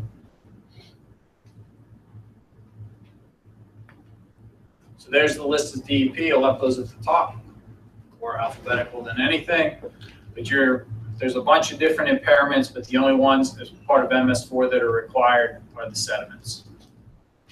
You keep saying this phrase impairment. What does that mean? So the impairment is they studied the stream years ago, did water samples, and determined that it was impaired. It had, the Ohio River is a perfect example. It has PCBs in it, or it had low oxygen, or it has organic material, nutrients. Siltation is the only one that counts for MS4 that Aleppo faces. Other ones you may see are A and D impaired streams. So it is an impairment that the water was tested at some point and found to be impaired. Too much suspended salt. That's the siltation one part of it. All right, next slide. So again, what are those nutrients? Total suspended solids. That's silt, decaying plant matter, general industrial waste. Total phosphorus. Typically, you see that coming off of farmland or disturbed land. Soaps and fertilizers we just talked about. Compost piles. Nitrogen again is farm related mainly. And storage areas, also fertilizers. So you can see kind of in the Pennington bag there, right there, they're telling you how much nitrogen and phosphorus is in your fertilizer. You see it in the farms where they may over-fertilize the fields. You see it in the urban where they may over-fertilize their lawns, or they, again, not cleaning up after animal waste or some of your big ones. Next. This is your map. I have a bigger one here because I know that doesn't show up that well. It identifies how we generated the plan, identifying different watersheds to the areas that are impaired inside your urbanized area. We use that to size our best management practice, or BMP. Next slide, please. So what we're proposing is to retrofit the existing basin along Rockledge Drive. It is currently a detention basin. We want to look at doing a volume analysis and do possible dredging to restore that to a vegetated and possible wet pond. The reason we did that is per DEP, they give you a list of guidance as to what BMPs give you the best sediment and nutrient removal. Stream bank restoration and wet ponds are the best bang for the buck. So you're looking at this whole loading is pounds per year you need to remove.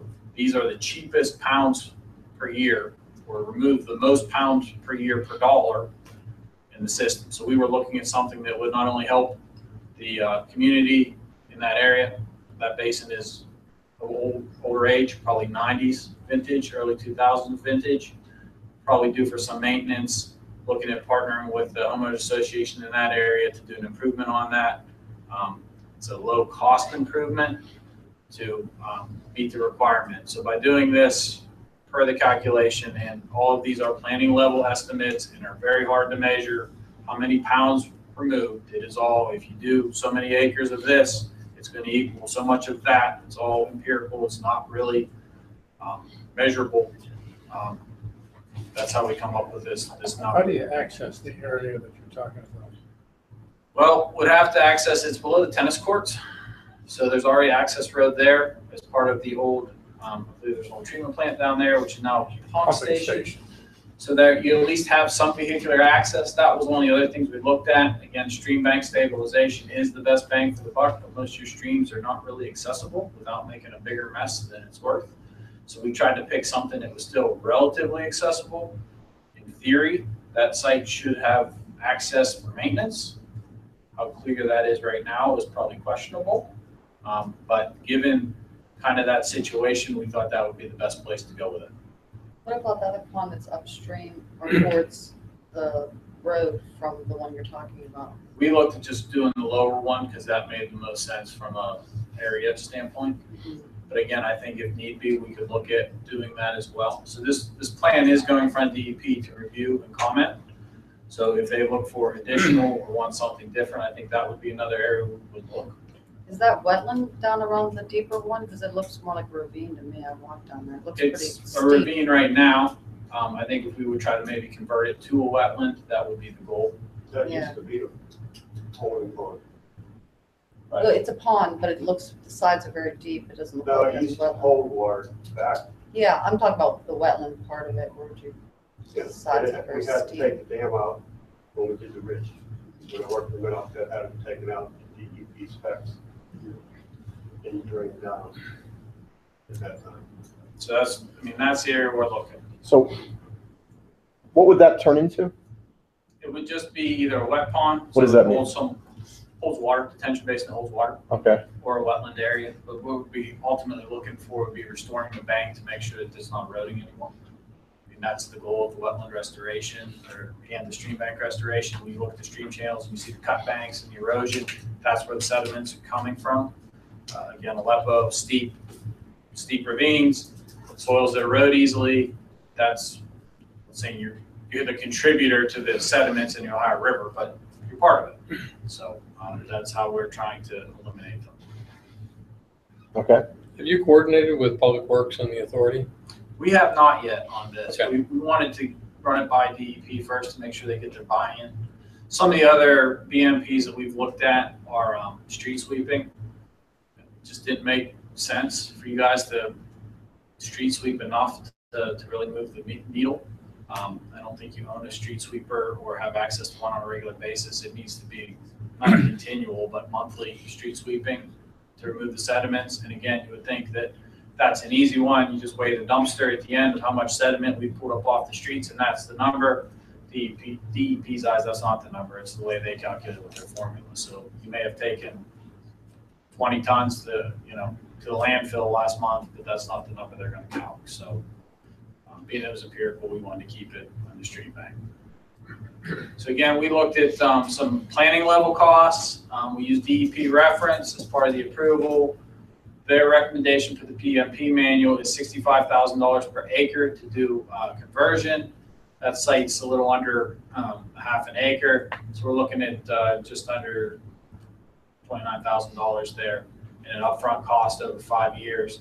And it also has a low O&M cost of about $1,400 a year. So that also made sense from that standpoint. Next slide, please. We're going to end up with another lovely no trespassing sign. We do that? Nobody does. Forget. Yeah, if you want, we can make it pretty. Wow. This is just a general timetable for compliance. Again, the permit's due September 16th. Ignore the Chesapeake Bay. We brought that from another presentation out east. That one is even more strict. PRPs are also due the 16th. And then as you can go see all of the other reasons, I mean, most of those don't apply. The MD doesn't apply to you. The status report needs to be done annually. Minimum control measures need to be done annually. And you need to implement your PRP approximately by March 2023, as we discussed. Now, there is a curveball to all of this. The definition, as we stated above, says for urbanized areas. Urbanized areas are 5,000 people. The census does maps that show urbanized area, which Aleppo has some, which is why you're in this program. But if you're not urban, you're not MS4. So it's kind of a conflicting circle. You can ask for a waiver from this permit, and the preliminary waiver review from DEP was sent in last year. And their review stated that you most likely would not be eligible for a waiver, but you could still submit for one. So it was full DEP speed. If you decide to submit for a waiver, you did not have that, you still had to do the PRP, which we have done. I guess I'm looking for this board's opinion of, do we move forward with the program that you've been doing, or do we take a shot for the waiver to see if they let you out and you no longer have to How do do it? you, how do they, What was their statement? What was how their do you, basis for? I will tell you that we did probably 6 or 8 waiver requests, and half of them said, yep, you're eligible for a waiver, you don't need to do it. The other half said, not eligible for a waiver. When you take the names off the communities and look at them, lots of them were very similar. It almost seemed like which desk it went on for review, honestly. how is the waiver calculated, like the percentage urban versus suburban, rural, undeveloped? My understanding is on population, and I've had Just to, strictly population, if you're not not land an area? urbanized area per the census, you're not required to be an MS4. However, your map says you're urban, population says otherwise. The census counted deer. I don't think they did count the deer. Unless they filled out their survey with their So the vote. census and the other information is conflicting, the Yes. population. Yeah, so, How off are they compared to the other municipalities or places you've looked at? it's all relative. All the ones we did were under 5,000 people. So, again, it And those was received the waivers? about 50-50. I have communities that you would have thought got a waiver said no, and ones that you thought would be in that they said sure, submit for a waiver. So I truly believe it's whose desk it went on. To give you some idea, Glen Osborne, which has a population of under 900, had always had a waiver based on population. This time around, DEP told them that they wouldn't recognize their prior waiver. They had to reapply. And while they were waiting to find out if they were going to get the waiver, they still had to submit everything that they would otherwise have to submit. So you're going to incur your costs of your PRP and everything else. My guess is that if Glen Osborne at minus 900 in a similar environment didn't get the waiver, that I wouldn't think. But that's just my. The scuttlebutt around the cog is that nobody's getting waivers and it's not worth it to try. What I'm seeing is if you have an impaired water and you need to do a PRP, they're not going to give you a waiver. And we have, how many? The Ohio River's downstream, is that? Ohio considered? River and the unnamed tributary to the Ohio River. But that's not in our municipality. We outfall to there, right? So. You outfall to there. So how is that our issue? That's the way DEP is looking at it, that your Okay. water's getting there. I see. That's where. Even if we don't have a source of pollution that we can attribute it to? Again, I think the Ohio River's impaired its entire length and everyone that's touching it's in the same thing. That unnamed tributary is not that waterway that's running right through the ridge. Yes, that is the other one. So, but that's definitely in our municipality. Right? Yes, that one is. How absolutely. impaired is that water body? There's no empirical, I'd have to pull the actual study, but it's on the list as having an impairment with siltation. Okay, so we have one impaired water body, meaning we won't qualify for the waiver most likely. Most likely that's what we're seeing. But everybody's Still going to have an try. impaired waterway, right? I mean, everybody in Not Western everybody. Pennsylvania has got to have. Depends on if they studied the waterway or not. I think if they studied it, you're impaired. If they haven't gotten around to study it, it's not on the impaired list yet. Can you define what they mean by impaired? Are we talking about like one oil, No, something's one car it's leaking water or- sampling and it was a They're detailed. published water quality standards. Yes. They don't, if the receiving body doesn't meet those water quality standards, it's automatically impaired. Yeah, well, is it just one sample from one outfall that can make it impaired, or is it like 6 or? There's multiple, there's questions how the samples were taken and when they were taken and all of that, but the official report says it's impaired water. Okay. I'm just trying to nail it down, sorry. Next try. And again, like I said, it is a program where you want to try to put hard numbers. When you try to compare it to sewage, which I think this is kind of following the same model as sewage did, it's real easy to measure what's coming out of your pipe at the end of the treatment plant and have hard numbers. We're just not there, nor do I think we want to be there with stormwater. But I think we're trying to just make it a little bit better every time. So in the submission to DEP, there's this specific in the last slide project. Yes. Once they review that and we decide that there's another project that would be a better bang for the buck, can we change? I would see no reason why you couldn't.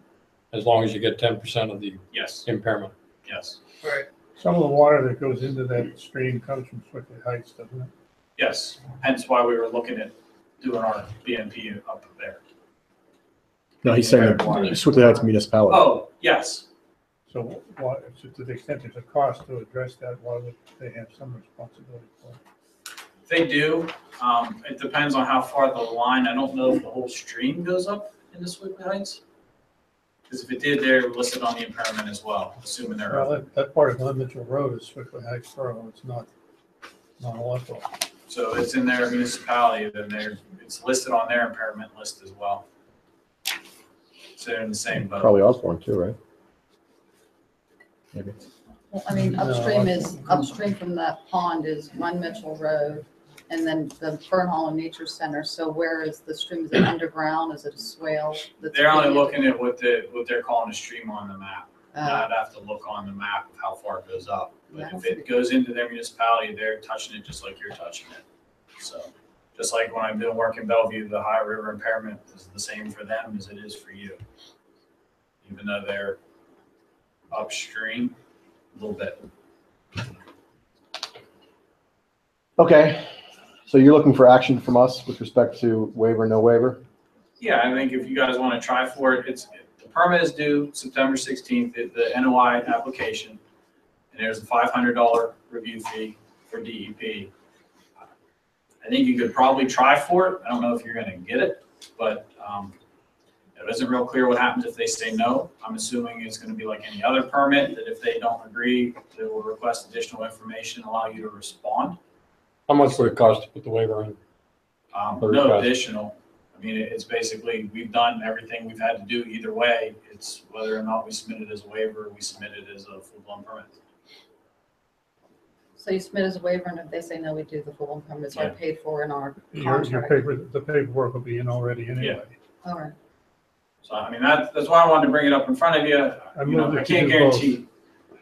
I second, I said. or you second. All right? Submit both a waiver request and a permit application. Well, we have to. They're going to be one and the same. Okay.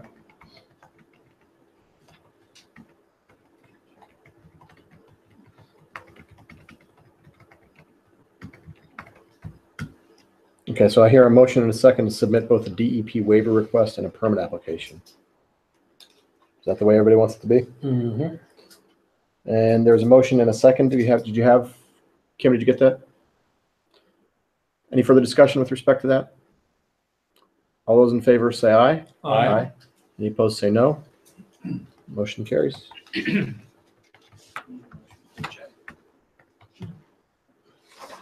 Thank you, Ben. All right, All right, thank you. thank Any you, other Ben. questions? Clear enough? Clear as mud? Well, it's going to be clear as mud that has less, 10% less? 10% less by next year. Right. Good. Thank you. Thanks. Do we have a larger version of this that you can read at some point? Table.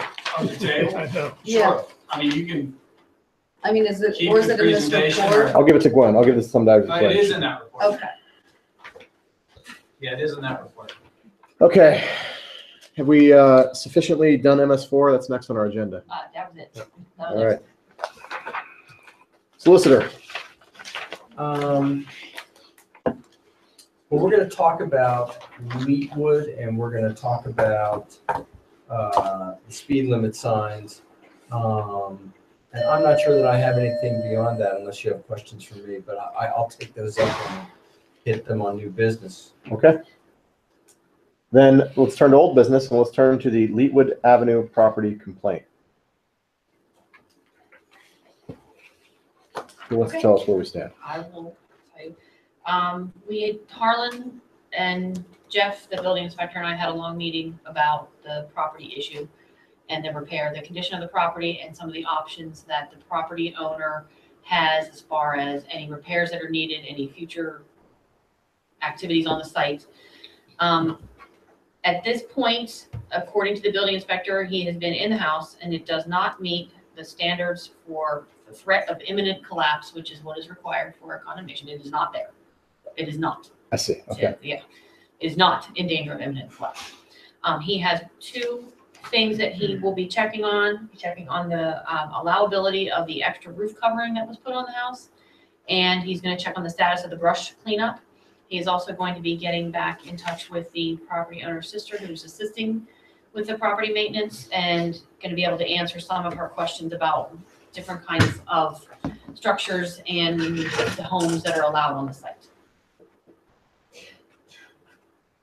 So a lot of progress, nothing tangible that you will see on the site yet, but a lot of progress has been made on the research of the issue and getting guidance for the issue. So we just carry it on the agenda for next month. Have we seen has Jeff seen a copy of the home inspection report? He has not seen it yet. He was waiting to ask for it until he had the answers to some of the questions that were asked. So he will be getting in touch with them this week. Okay. So I don't have anything further to add to that. We did have the meeting. Jeff was at the meeting. And the only thing I would add is there was some discussion from a zoning perspective, what other types of building could take place on that site. There was a discussion about, could they take down the existing structure, put on a completely new structure, what would be involved with that? So again, there's a lot of consideration and a lot of activity, but no deliverables, as you would say at this point. Okay. So we'll talk about that again next month. Mm-hmm. All right. Abandoned vehicle issue on Weber Road. I have some communications from Officer Hartzell, said that while he was on patrol on August 19th, he spoke with the resident regarding his truck while he was at the house. He explained that they were pursuing the violation to have the vehicle removed from the property. The resident stated that he was hoping to have the vehicle junked by the end of this coming week, and Officer Hartzell will stop by the property again on Tuesday or Wednesday to make sure the progress is done. That's encouraging. So that email was sent when? Sunday. So this coming week is this week. This week, yes. So we'll talk about this again next month as well? Mm-hmm. Okay. Children playing signs. You asked for that to be on the agenda. Just to say that there are children playing signs. I think that this was probably mooted by the fact that you guys talked about, you all talked about this last week in the context of the speed limit signs. So I think enough is said about the children playing signs, and we'll pick that up with the speed limit signs. Electronic document management system, cyber insurance. So when last we discussed this, we had a quote from Laserfish Online, and there were some concerns with respect to indemnification and some of the issues in it, and we agreed to hold it off for a month and try to figure out what our insurance would cover with respect to those issues. And Gwen looked into that, and Gwen, you found out that our insurance carrier got us a proposal for different levels of cyber insurance protection. They covering breach costs, media liability, cyber business interruption, hacker damage, cyber extortion, and cyber crime. And for $500. Wait, before you get into that, let me make sure I understand where we are though. Our current policy does not cover any loss with respect to any electronic data, correct? Correct. So cloud storage. That's not only what we're looking at buying with respect to the Laserfish Online. That's all of our servers, right? Right. Okay. As far as I understand. Okay. Yes. For a $500,000 policy, the cost is $1,285. For $1 million policy, the cost is $1,654. And for a $2 million policy, the cost is $3,672. You have the proposal in your packet.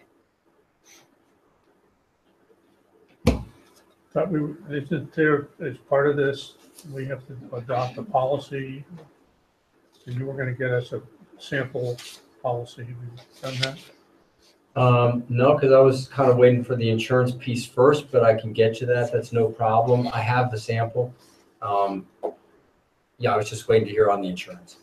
And if I could add, you look like you're about to ask a question. I'm just trying to think in terms of the sequencing. Go ahead. So I attended a municipal conference for municipal solicitors in Harrisburg 3 weeks ago.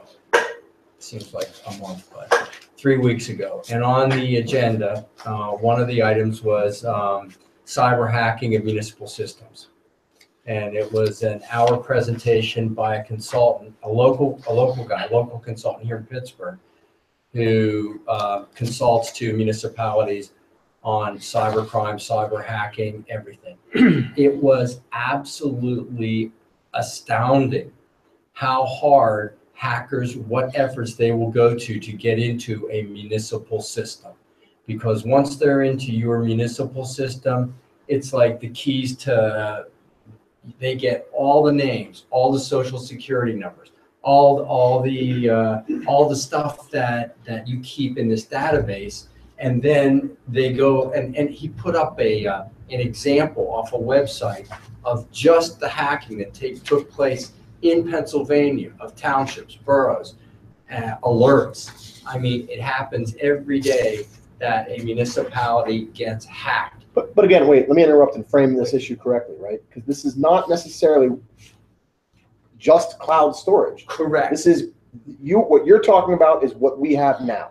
And I'm getting to that. Okay. So it was I start with the idea that it's amazing how vulnerable you are to somebody who wants to get into your current system. Correct. And then the next move is they use ransomware, and they will tell you that for X amount of dollars, they'll agree not to sell that information to anybody else. Off the Heritage Valley quickly. Yeah, right. Yeah. So again, the guy's presentation, it was pretty alarming. I mean, I had no idea just how prevalent this was and how profitable it is to somebody to steal that information. So then I asked the question, what about storage in the cloud? And again, his answer is to your point, Matt, which is you are much more secure in the cloud than you are keeping it on your own system. So I said, well, what would you recommend? And he said the same thing we've all talked about already, which is get the insurance and get the information to the cloud, get it off of your own system. The people that protect the cloud are much more sophisticated and in a much better position to protect that information than you are with your systems. So I think that tells us two things. One, we were on the right track looking at the insurance, and two, that we're also accomplishing minimizing our risk by storing this information on the cloud. And the third thing he said is, but you should make sure you keep hard copies of everything, whether it's in your box, in your filing bin, whatever, but you should maintain your own hard copies. And so again, that was the report from him. So I think we've approached it the right way, and I think we've come up with the appropriate information. And yes, I can get you a sample policy. So I guess my motion would be for us to purchase the cyber liability. And Gwen, what are the tiers again? $500,000 coverage, $1 million coverage, or $2 million.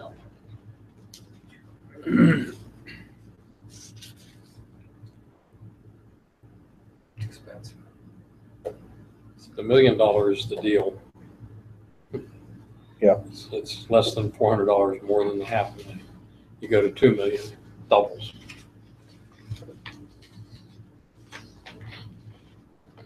Okay, so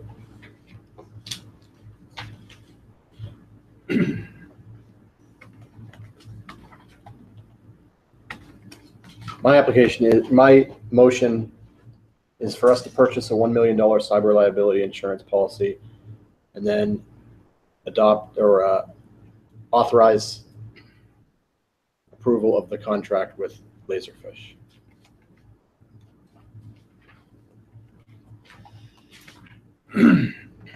Matt, are we gonna assume that none of the contract with Laserfish is negotiable? We reached out to him and basically we're told it will not change.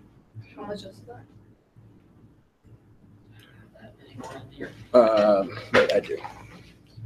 Yeah, I looked into it, talked to two people, and Laserfish is not being totally It's just their any more contract refractory says than they all the have rest no of it. responsibility. They have it set up so that no one's going to enter their system and say, hey. Right. We have a second, Matt? Can't It's not breach their gonna happen. contract. Yeah, there is not a second. Is there a second? Second. So So now there's a comment, second. We haven't- does the insurance we have to have it California. address all of the previous issues that you had about the contract? That's what the market It's is. a good question, George. The scope of the Right, insurance, companies what basically risks say it here's does the and deal doesn't they cover. Gwen rattled them off fairly quickly, but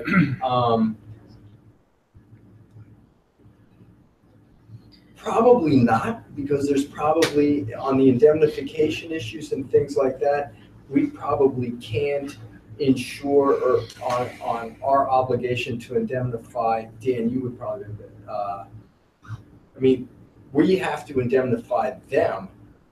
If we misuse their system. Right. They don't That's- indemnify us for anything. You're right. I'm not saying it's fair, but I'm just trying to think whether our coverage will, whether our insurance will cover that risk. Well, it wouldn't hurt can you get a specimen policy from the, Insurance? Sure. But I will say this, after listening to this guy's hour presentation and whether it's in the cloud, whether it's with Laserfish or whether it's what we keep store here, he made it sound like you're crazy in this day and age. One ransom and you're wiped out. So it's almost like you almost have to do it just to be responsible. Is Laserfish the only company you looked at? No, we looked at, I think Gwen and I started with probably 10 to 12. And, you know, I seem to recall that Laserfish was around $5,000 and the next bid was $9,000 to $10,000 range. right. But he said there was an issue with the contract with them.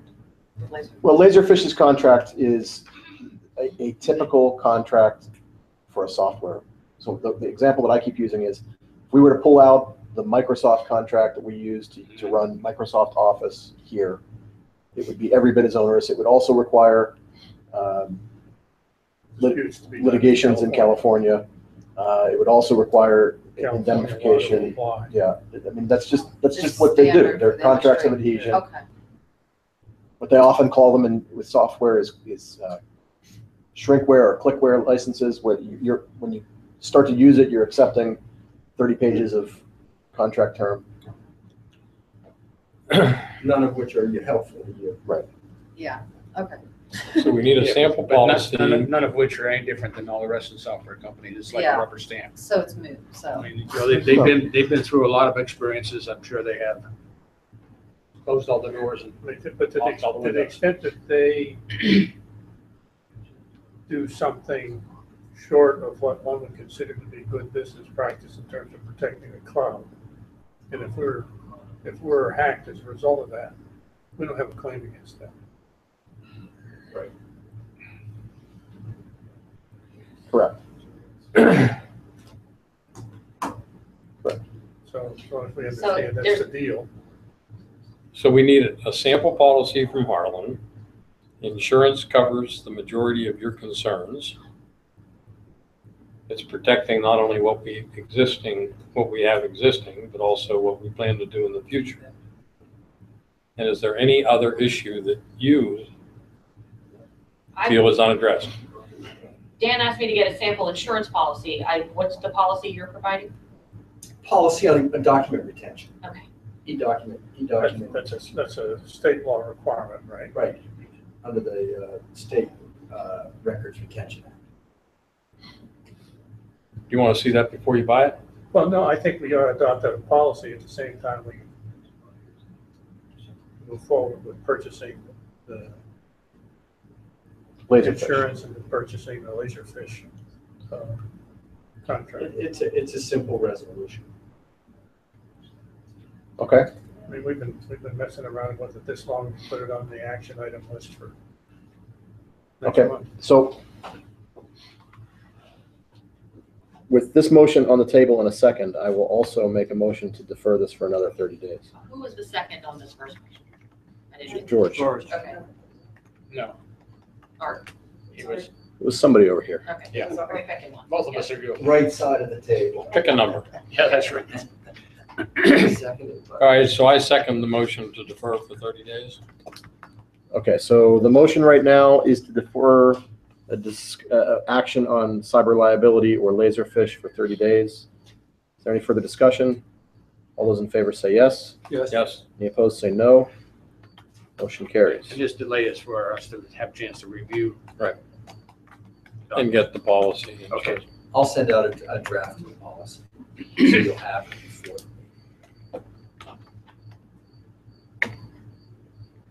Okay. And I guess I should add that to review draft policy. Yeah. Okay. Future paving, islands on Swickley Heights Drive. Where'd this come from? Sally left. Sally leave. This is because the core drillings are being done, because our engineer is presuming that Swickley Heights Drive is going to be reconstructed in the near future.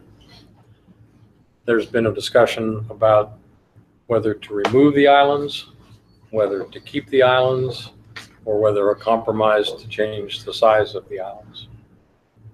And it was brought up for our discussion without certain people being here, and then we were to talk to the Swickley Heights Manor about it as well.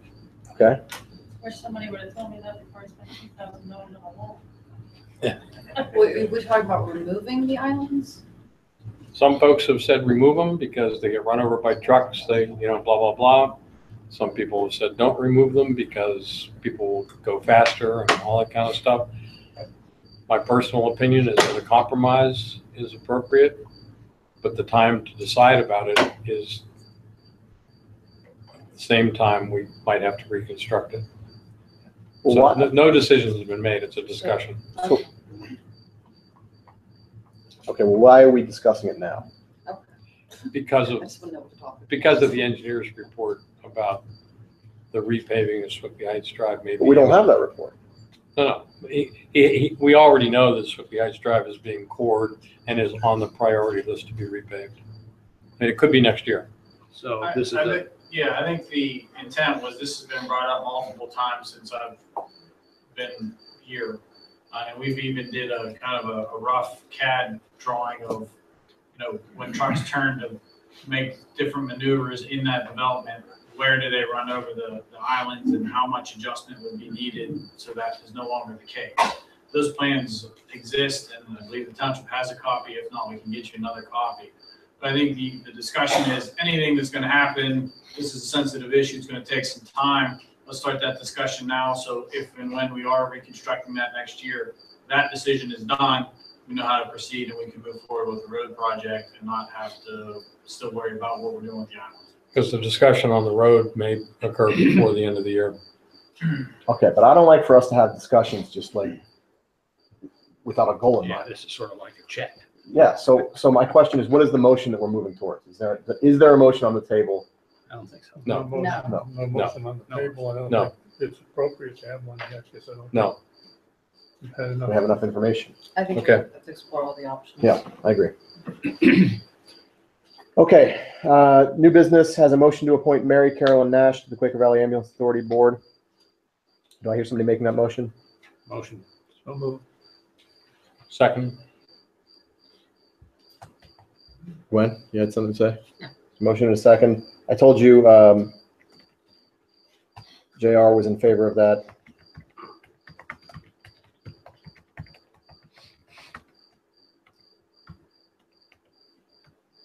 All right, so the motion is to appoint Mary Carolyn Nash to the Quaker Valley Ambulance Authority Board. There's a motion and a second. Any further discussion? All those in favor say aye. Aye. Any opposed say no. Motion carries. Thank MC for us, please. Awesome. Okay, discussion of backup emergency management coordinator. Already addressed that. Yep, okay. Vacancy on zoning hearing board. Zoning hearing board meets when they need to hear an appeal for a vacancy or a zoning situation. So say somebody wants to build something closer than the allowed setback, they go to the zoning hearing board to seek a variance. We had a fairly long-term member and resident pass away. Ron Barber served on the zoning hearing board for multiple years, and he just recently passed away. So we now have a vacancy on it, so it's just on here so you guys can start thinking about if you know anyone you'd like to ask. They meet once a year sometimes, so it is an as-needed one. They can go a couple years without having a meeting, or they could have one every month. I think they've probably met seven times since I've been here. So Didn't we just put somebody on that board a couple months ago? That was plans, wasn't it? yeah, we No. we keep reappointing the same members because they're willing to keep doing it. But Oh, no, okay. Do you have any people in mind? I don't. Okay. Is there any? They have a quorum that they can conduct business. if they It's a need to. 3-member board, and there are currently 2 members, sitting members. And it's also a unique one where Harlan, make sure that I'm right on this, that there can be a hearing officer, and if all parties agree, one person on the zoning hearing board can be the hearing officer and conduct the hearing. Enroll. That is correct. You stated it beautifully. Is there any special experience necessary or desired? You have to be able to read. It would be helpful if you understand some measure of land use regulation. Yeah. Yeah, but I will say you have you have a good solicitor. The township solicitor by law is not allowed to represent the zoning hearing board. So but I know your zoning hearing board solicitor now is very well versed both in land use and zoning. So, yes, you should have it would be good to have a background, but you know, the solicitor there is She's a good guy. she's very good. Has to be a resident. Yes. Was there an applicant for the authority board that was interested in zoning and planning that we did not No, I appoint to think authority? they've been, I'll have to go back and look, but Okay. there might be one that I can contact. I thought there was. Yeah. Okay. Any other new business? Citizen participation. I can't imagine you all came to sit here Speed and. limit signs. Oh, speed limit signs. How did I miss it? Speed limit signs. Okay, so why don't I start by reading a couple of these emails that I have here.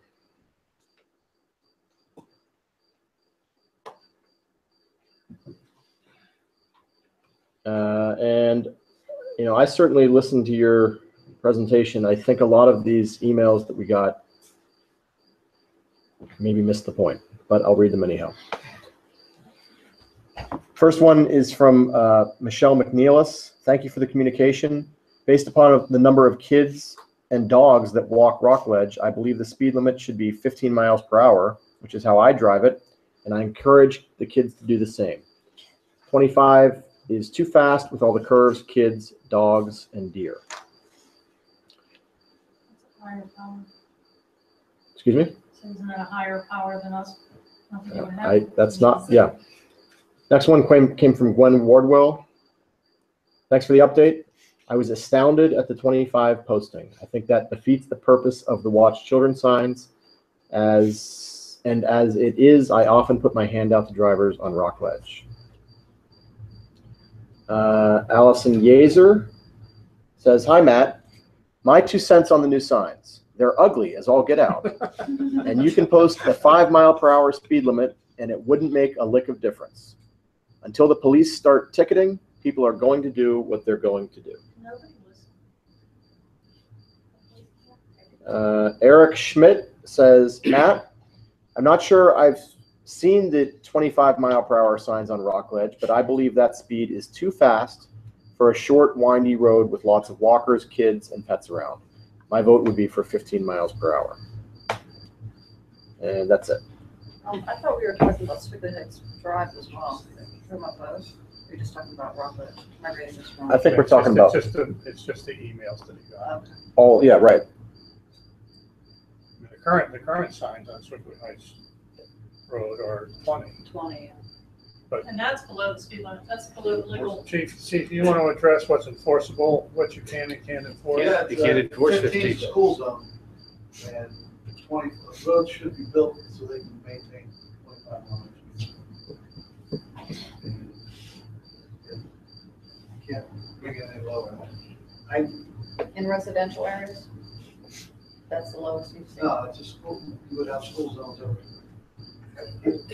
Well, I was saying school zone, most residential communities are 20 or 25, It's 25. 25. All the other roads in the township were posted for. So look, can't- can I take a swing at this? Yeah, 'Cause go I ahead. think I think I got this from researching this afternoon. Go ahead.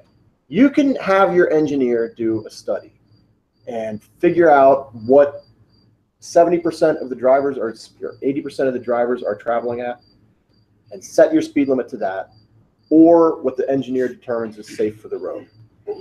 Or if you don't want to do a traffic study, you can adopt a statutory 25-mile-per-hour speed limit, which is basically you don't need to have a study limit. That's the lowest you can go.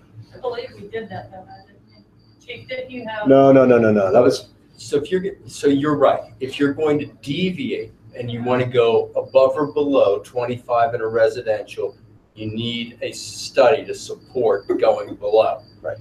The only caveat or proviso I would give there is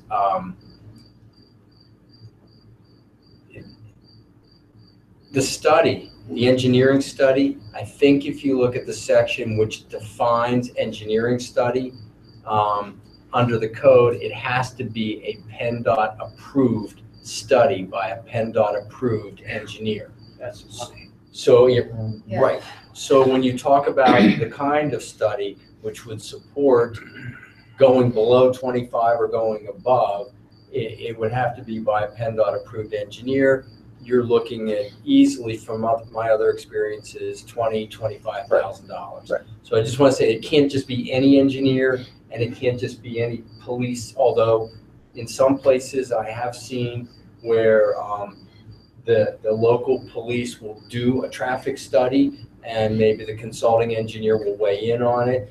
And the problem with that is that if anyone challenges it on enforcement action, it is not enforceable. It could be a deterrent. I mean, you can put 5 miles an hour up as long as, and if you don't care about collecting the fine from the magistrate, you might be able to have a deterrent effect.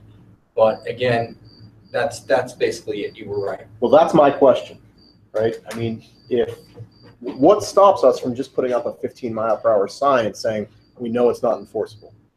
The Nothing. fact that everybody would be angry at the police because they let people blow by there at 25. Well, but don't you? I mean, I would assume that the people that the Gwen and the Eric Schmitz and the people that live down there are already going 15, and the people that are. I don't know, I'm saying the opposite of that. If you put a 15-mile-per-hour sign in front of my house on Squiggly Heights Drive, and I see people blowing by there at 25, I'm gonna call Ohio Township and say, hey, chief, You're not this enforcing. says 15 mile an hour, why aren't you enforcing this? And he can't enforce it, so we're just gonna change the be mad at the driver to be mad at the police for not enforcing something they can't enforce legally. Because he's not gonna be writing tickets at 17 mile an hour in front of my house, just He because you put a sign up can't there. write a ticket until it's over 25. That's what I'm saying.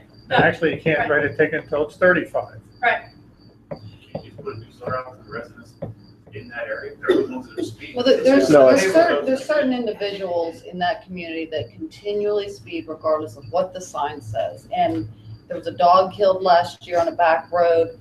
You know, people fly down Squiggly Heights Drive right around when they're coming home from work on a regular basis. I think we found out I though don't that think part of that it's- is perception, because the chief did put his equipment up there, and he found very few vehicles. Give me, if I was wrong, I thought I heard your report. We do that most every day. He found very few vehicles that were over the speed limit. It may be a Well, the perception of sign what that says 25 how is. fast you're going. It also records though. Yeah, but once that sign's gone, people do it again. No, he was recording, no, he was recording on the tree Oh, a year or okay. two, it was a year or 2 okay. years ago. I have one that's just a black box. Right, Oh, and he did not find people. Wait a minute. what were they going When on was that? average?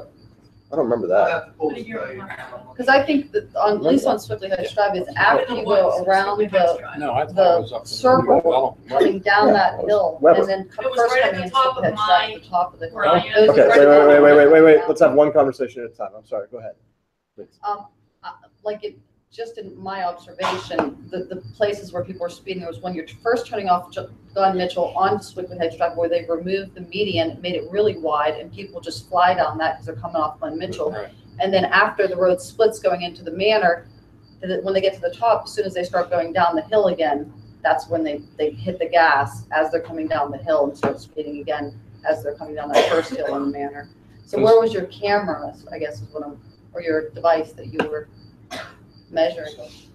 Right at it was right at the top of the hill from my house. It was on the left of part. But it was at the base of the hill, not at the top of the hill on It the was other at the side, top of the woods, in the woods. Yeah, I think it has to be on the other right where side. that bench is. Yeah, that's It too was in soon. that tree. People start spinning after, when they're coming down. Can somebody explain to me the 20-mile-per-hour signs on Swiftly Heights Drive? They were put there by the manor. And the manor could continue to do Manor that? could put them at 12 miles an hour. if they wanted. But we can too, but they're not enforceable. But the police can't write a ticket based on that sign. So we can, this is something I didn't understand from your conversation last week. Why would we ask the manor to put up our speed limit signs when they're equally unenforceable? True. Why don't we put up our own speed limit signs? Well, did the issue come up because you wanted to replace the signs at 25 miles per hour? Yes, we can. All the It's other just township unenforceable. roads. are Equally as posted, unenforceable. but those are township Wait, hang on. roads. Let's have one conversation at a time. Ask your question again. I said, why would we put up a sign that's less than 25 miles an hour when we couldn't enforce it? I mean, we put ourselves in the very position that Judy was talking about. People complained to us, you put up 20 mile per hour, 15 mile per hour signs, why don't you do anything to enforce it? Because we can't. No, I agree with that, but then why would we ask Swiftly Heights Manor to put up that sign? I'm suggesting leave it up to Swiftly Heights Manor to decide what speed limit sign they want to put up there.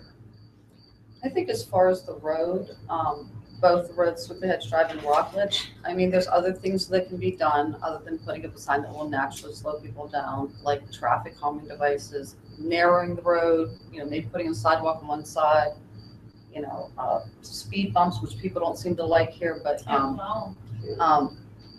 circles, there's all different types of devices that you can use for traffic calming to slow people down. If we're gonna repave Swiftly Heights Manor, the Swiftly Heights Road, maybe we should look at, an option for another roundabout or sidewalks or some other mechanism to slow people down. Some of the islands are shaped the way they're shaped so that cars and trucks can turn without running over the median. Yeah, he said, they've looked at the issues with the turning radiuses and stuff. Obviously, they need to be properly designed, but there's other things that you can do to slow people down, not just a circle, but sidewalks, other things, narrowing the road in sections. There's other mechanisms that can be used to calm traffic and to slow people down. The wider the road, the faster people are going to go, and that's what happened at the top of the drive when they removed the median from the nature center, from Glenn Mitchell down to the beginning of the manor. And Rockledge Drive is fairly wide in sections where people are going to speed. So I don't know. That's just in my humble opinion. There's other things other than signs. Yes, sir. Rod Gardner up at Sonic Village. We have 15-mile-an-hour signs throughout the village.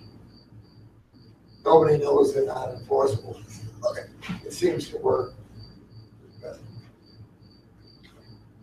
Dan, were you saying that why would we put up, just to clarify what you're saying, why would we put up lower than 25, but that we would, if they chose 25, we could put them up? Is that what you meant? Well, if they wanted 25-mile-an-hour signs, we should put them up. Right. If If they want something lower, I think they should put them up. Otherwise, we're in the position of defending the unenforceability of it, which is not defensible. See, I don't agree with that. To me, there are roads. There are roads. I don't know why we would cede posting the speed limit to To homeowners. accommodate people who would like to see if you can put up a 15-mile-an-hour sign and see if it has some effect. But would you do that on Redgate? If four of the 7 people who live on Redgate wanted 15 mile an hour, would you allow Tom to take the 25-mile-an-hour signs down and replace them? Or, but, yeah, I mean, I'm using that as an example, or Merriman, because 4 people that live on Merriman would prefer that be 15. You wouldn't say, well, because they want that, let them put a 15-mile-an-hour speed limit up and we'll take our, I mean, if it's a municipal road, the municipal should put their signs up. I mean, if the whole municipality is 25 mile an hour and you own that road, I don't understand why you would allow one road in your township to have signage. I agree. that's different. And to that point, Well, it has a 20-mile-an-hour speed limit posted on it right now. well, that's my point. I don't know why we're That's permitting exactly. that. I don't know why that's okay. I don't think that's okay. That was way back in the early 80s, so 20 mile an hour signs. That's how long those signs have been up. Yeah. But that's not the speed limit there, correct? They put them up back years ago when we had their own police department. Aleppo used to have their own. I understand that. And that's when those signs were put up back then. For what reasons? I have no idea. It was a deter, but they couldn't be enforced. Pardon me? Strictly Heights Drive. Yeah. Strictly Heights Drive.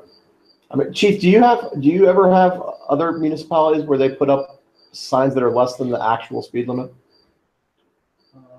They, Ben Evan Heights had one up going back into Shannon. They have 15 on there. I mean, So we have one of those in Reserve Township. And it's the same thing. The residents complained and the municipality put up a 15-mile-an-hour speed sign. And it goes back to what you were saying, the complaints that were generated about not enforcing that speed limit at every meeting. Now, I'm not saying that would happen here, but I'm I'm gonna watch the police cars go past my house. but the experience will be that if you put it up, or if, let's go one step further, because this happens all the time in Reserve. The police step up and they actually start citing, and they go to the magistrate, and the magistrate throws them all out. And so, what'll happen, it's like any other thing at the magistrate's level with a drunk driving or speeding. You have to show that there's a study that supports this, or it's everybody's waste of time to the magistrate's office. And you get people, coming to all your meetings. That's just one experience, but what you're saying, I've seen that happen. Sure, we would have to enforce on Ohio Township's police cars. You're not gonna see a 15-mile-an-hour police car go through Swickley Heights. Is there anything we're trying to decide about Swickley Heights Drive? Or Rockledge. Well, no, first Swickley Heights. You're saying, is there a motion on the table? Yeah. Are we deciding anything about Swickley Heights Drive? I don't think so. I don't hear a motion. All right.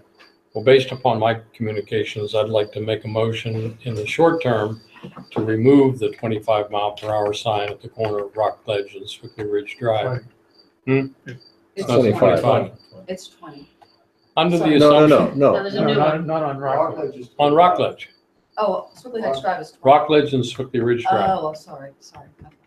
In the short term, to remove that under the assumption that the Watch Children sign alone is more effective. Second.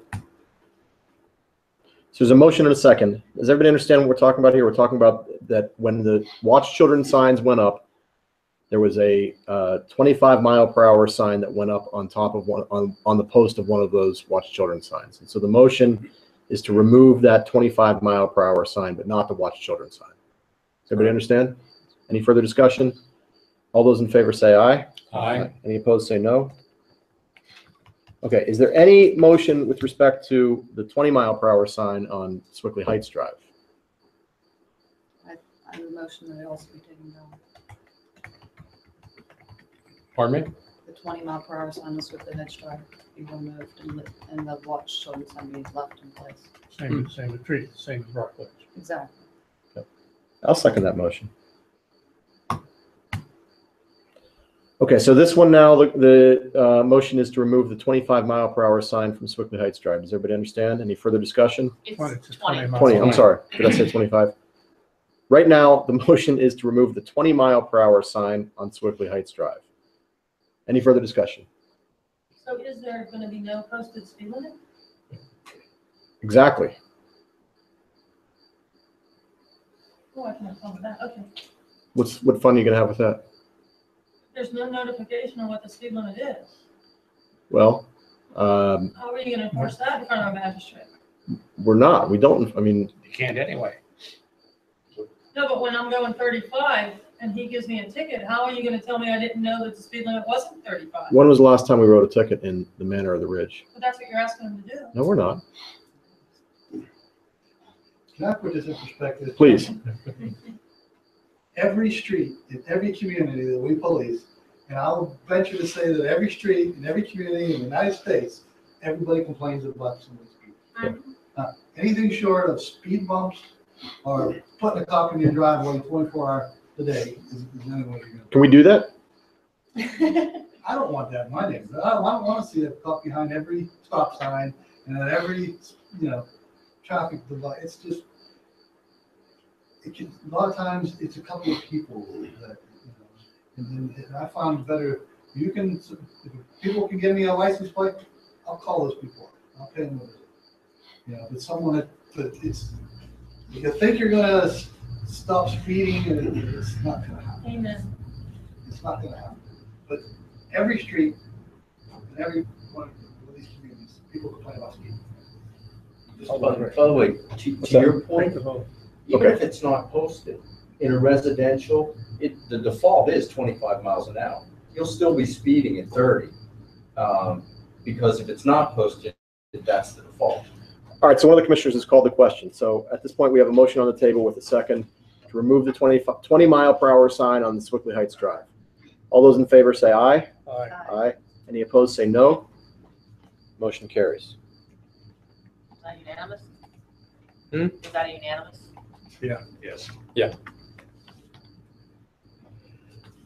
Okay, anything else with respect to speed limit signs in Swickley Heights Manor?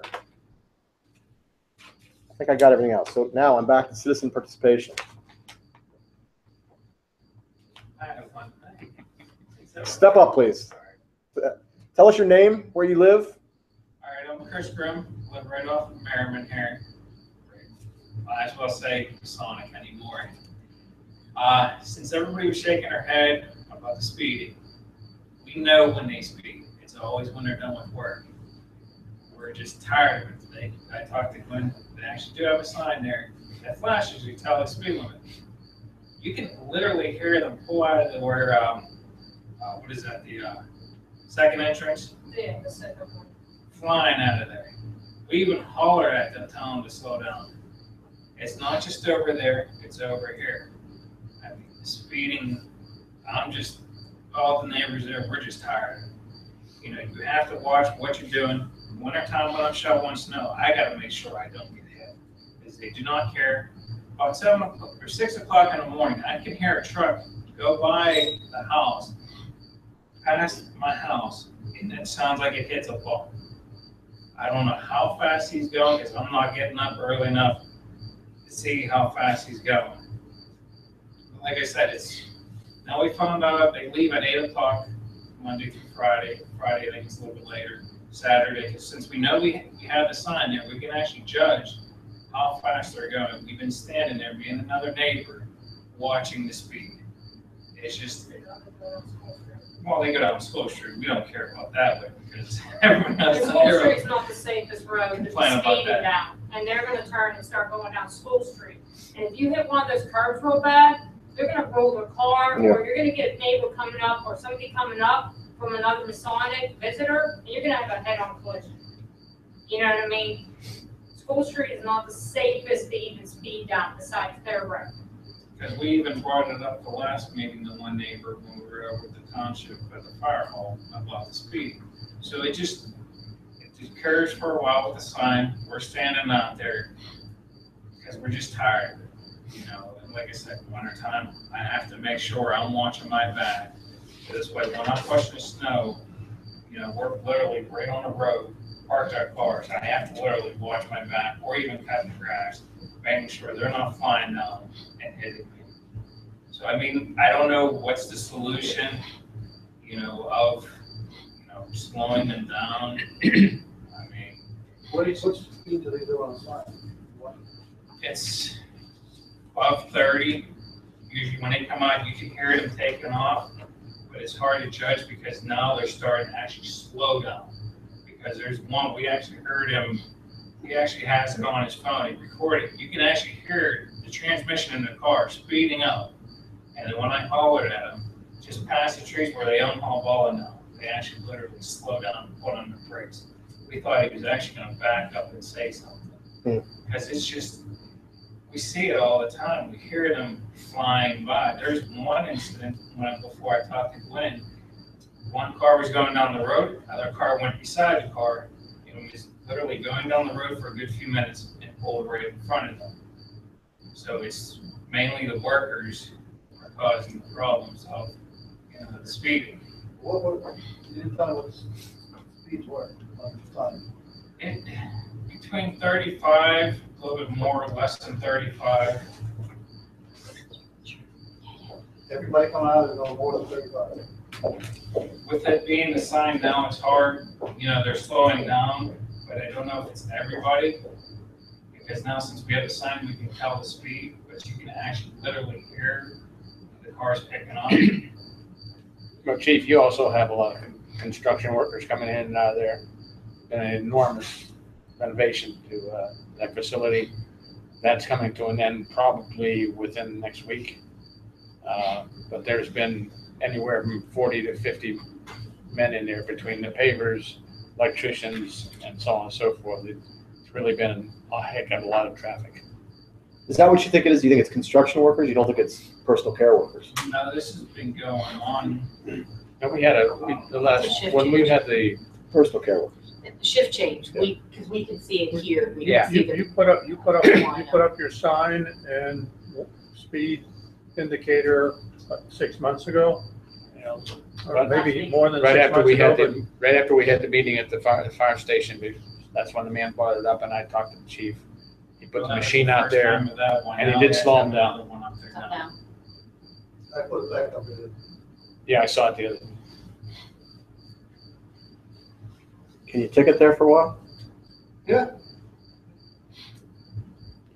I mean, you know what's going to happen. Like, he'll start to ticket, and he'll slow down, and then he'll stop ticketing, and it'll pick right back up. Oh, I know, I just don't know if it's, you know, what's, you know, the solution. Yeah. You know, because like I said, they're having the same problem I saw in the video on YouTube, and I kind of wanted to see, like, how everything was gonna pan out. Yeah. You know, it's like, because I mean, it's hard, they're spread out far and wide through the townships everywhere to, you know, sit, you know. But I mean, even just like the security, I mean, they have their own personal security. I don't know why they can't, you know, sit on their own property and force it to their own coworkers, you know.